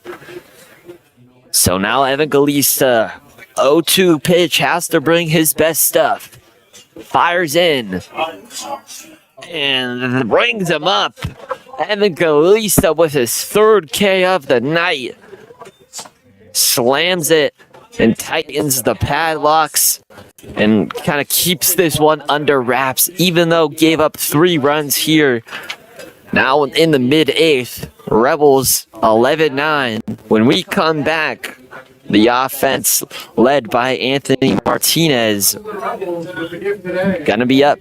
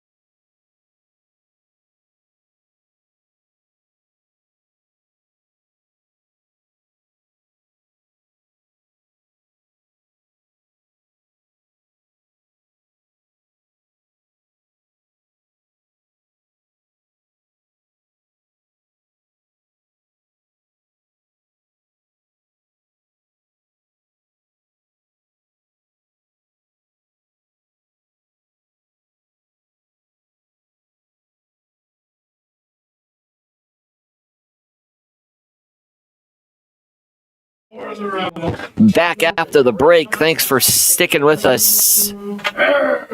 Drew Berrigan coming up to the plate for the Rebels. Bottom of the 8th. 0-0 pitch comes in. And just outside. And lefty Lou Levy, even though he's not lefty, but righty Lou Levy, it just doesn't sound as good, but comes in and delivers another ball. That makes it a 2-0 count. That one was at 74. That one had good movement. Trying to frame it, trying to sell that pitch. Just a little too. Lou Levy is a 3-0 count now. Just delivers bottom right side. Just outside of the zone, an 88 mile an hour. And Drew Berrigan. Good eye here. Louis Lev. Strike there on Berrigan. Berrigan's last attempt was a little single there to get on in front of that Rebel lead, and he walks here, and I believe that's going to be Nin Burns coming out the plate with one on and no outs. Now batting for the Rebels, the right fielder, number 21. Yeah, already drove it 3 runs today. Coming up again, it's the 4th time. With that bat was running on base.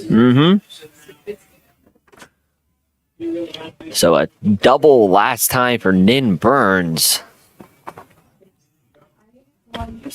Let's see what he could do here. Fresh count, 0-0 pitch comes in. Just a ball outside of the zone. Yeah, Levy struggling to find the strikes, and everything's been way outside in the dirt. So Lou Levy surveys the field. Gets set, picks back to first. And Berrigan's going to be safe by a mile.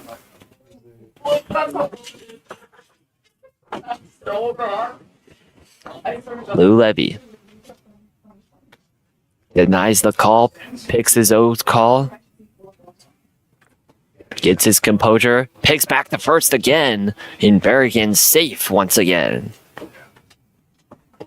Yeah, I don't think Berrigan's going to be going. He's no Michael Quick over there at first. Well, maybe if his name was Drew Quick, then we would see him steal second, but it's just Berrigan. And now just outside the top of the zone, the top of the batter's box, excuse me, delivers, and it's a 1-0 count. Rebels trying to extend their 2-run lead here at the bottom of the 8th. Gets set, fires in, and then Burns takes a hack, but just above it, an 87 mile an hour screamer. Yeah, he really wanted that one. Out in front of that one. Couldn't get to it. So Johnny Rodriguez on deck for the Rebels. Nin Burns with no outs. Here's the 2-1 pitch. And outside. Just off the mark. For Lou Levy. No strikeouts so far. Doesn't look like he's going to get one here either. Here at 3-1. 3-1 pitch comes in, and it's down and low. And then Burns takes the walk. And so Berrigan will advance to second base, Nin to first, and Johnny Rodriguez comes on with 2 batters on. UNLV with the offensive timeout here. Got to adjust their approach at the plate right here. So Lou Levy's going to take his time, as well as Cal Layton. Johnny Rodriguez coming in. I mean, here's a kid who's just been so good for this UNLV team. From Golden West College. I mean, he batted, when in the 40 games he's played, he batted .414 with 6 home runs and 47 RBIs. This kid can absolutely break it, and I think there's no one else that the Rebels would want at the plate more than him with no outs and 2 on.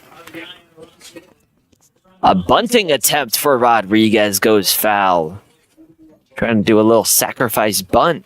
Yeah, a little drag bunt, just kind of keep the Bradley defense on their toes.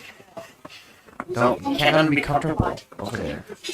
So Razzie, the third baseman for the Braves, will take a little step in, knowing that Rodriguez might bunt here.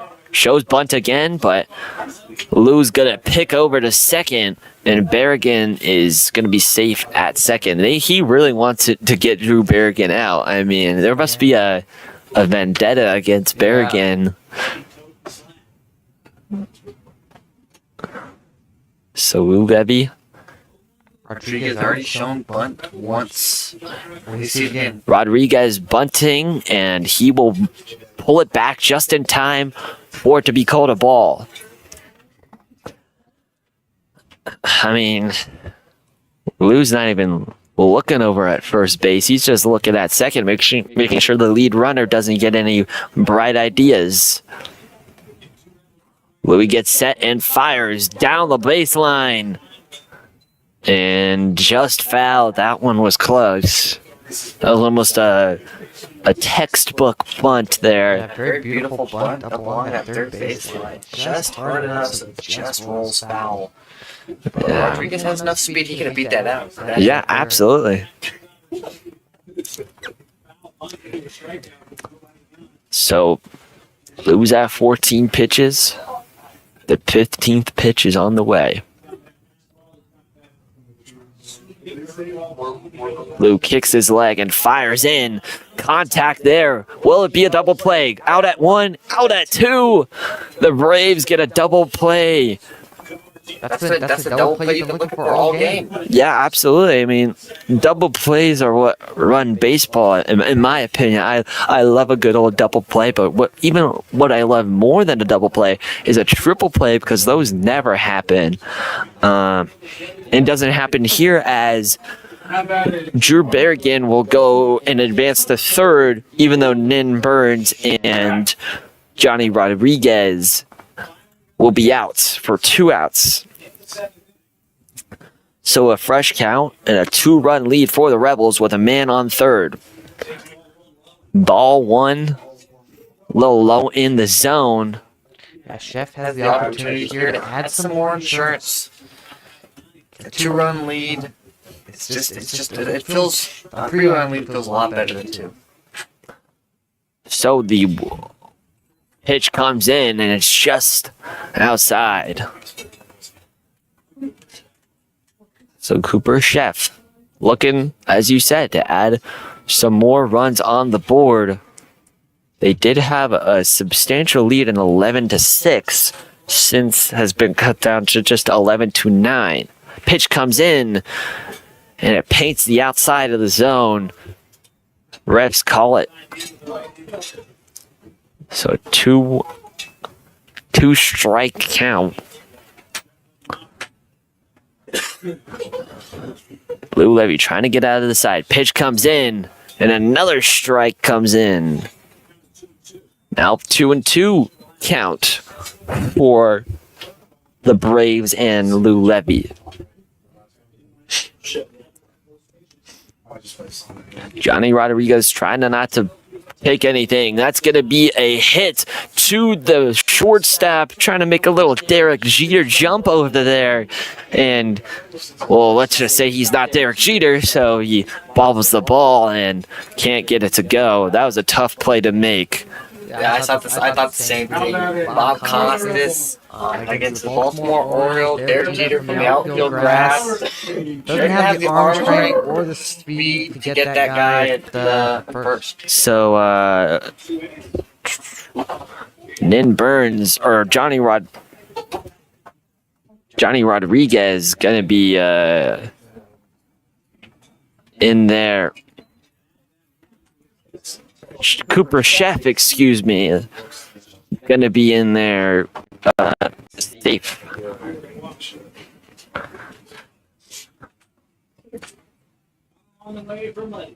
Levy fires in, gets it down the middle of the zone. A little off speed, 75 miles an hour A little change up there. Lots of spin. So hard to see that. Yeah, 75 miles an hour, a lot slower than what you've been And a steal attempt there for Chef. And the ball just goes past the shortstop and the second baseman. Chef thought about going from second to third after he just stole that bag and decides just to stay content with what he has at second. Will we see Chef steal third, try to steal third in this at bat? Lou Levy fires it in there and off the mark and to the right. Yeah, Chef went about halfway between third, second and third, but decided to hold up in second.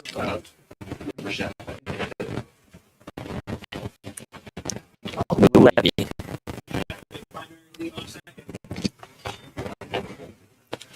Gotta check back. Just look back at that step off the mound. Look back at second before he fires it in there for his 15th pitch of the night. Levy comes back and gets the ball, fields the ball, just an underhand toss to the first baseman. Lou Levy gets out of the side. Now to the top of the ninth, which could be our last inning. I mean, if UNLV puts a good performance out there defensively, they're gonna walk home away, or they're gonna walk home with this win, leading 11-9. So to the top of the ninth we go. Don't go anywhere. More Rebel action is on the way.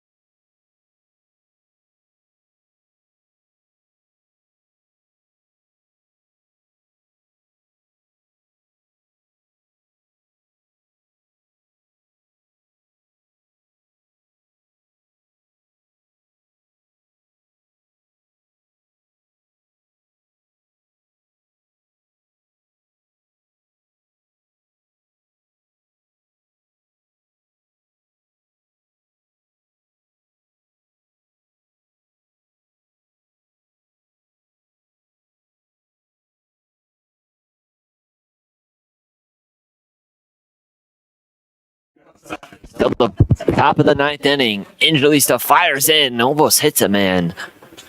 And Angelista starts off this one in a little fashion of, hey, bro, back off the plate. He calls time to tie his shoe. The utmost priorities here. A quick tie. That's got to be a record. He's got definitely got a good motion down to tie his shoe. Yeah, that was a quick record. I mean, from untied to tied in about 2 seconds. Angelista fires in and off the mark. You know, I wonder if he's one of those 2 bunny ear guys, just the 1 bunny ear. I'm gonna go 1. Fire and gets it in there for a little strike there. Steven's brain is fried. So. For a 2-1 count. And a swing and a miss. Angelista delivering the heat at 88 miles an hour. A 2-2.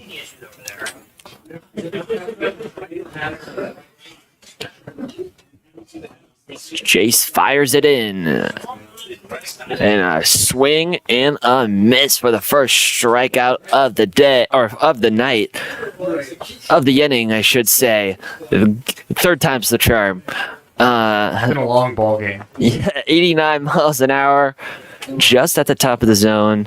And swings under it. Great. It was a great hack, but a better pitch. You know, better off, or good defense, better offense. Box too, yeah. And a foul ball goes to the screen on the backstop.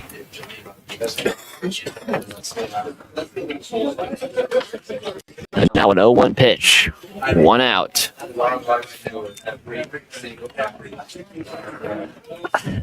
A ball there. So 1-1. A 2-1 count.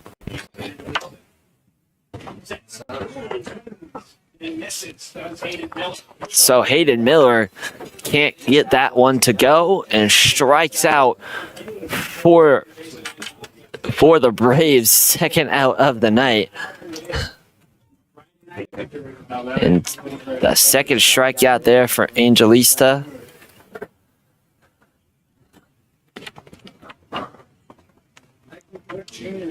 Yeah, Michael Quick coming in.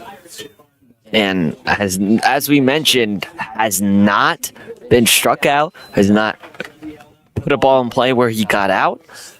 Can that be different at this at bat? I mean, 2 outs, top of the ninth, and Angelista misses down in the dirt. Yeah, 3 for 3 with a walk. It wouldn't be a good ball game if there wasn't any ninth inning drama. Angelista gets it in there, and contact over there to left field. Can they get to it? They cannot. So they put Hustle and the Hustlin' Rebels over there in left field. Jack Salmon hustling over there, running over there. Embodying the Hustlin' Rebels Mhm. baseball team. Mm-hmm. So Michael Quick, the senior, 3 for 3. Angelista fires it in. And a ball outside of the zone. Umpire says it's outside. And another in, and that one's going to go to the second baseman, to the first. And in time, Rebels get the win, 12-9. And a 9-run inning for the Rebels made this one possible. Angelista gets the save. Carson Lane gets the win. And so Bradley falls off the track there. And the game 1 goes to the Rebels. The final 4. And so we will be back with more coverage tomorrow.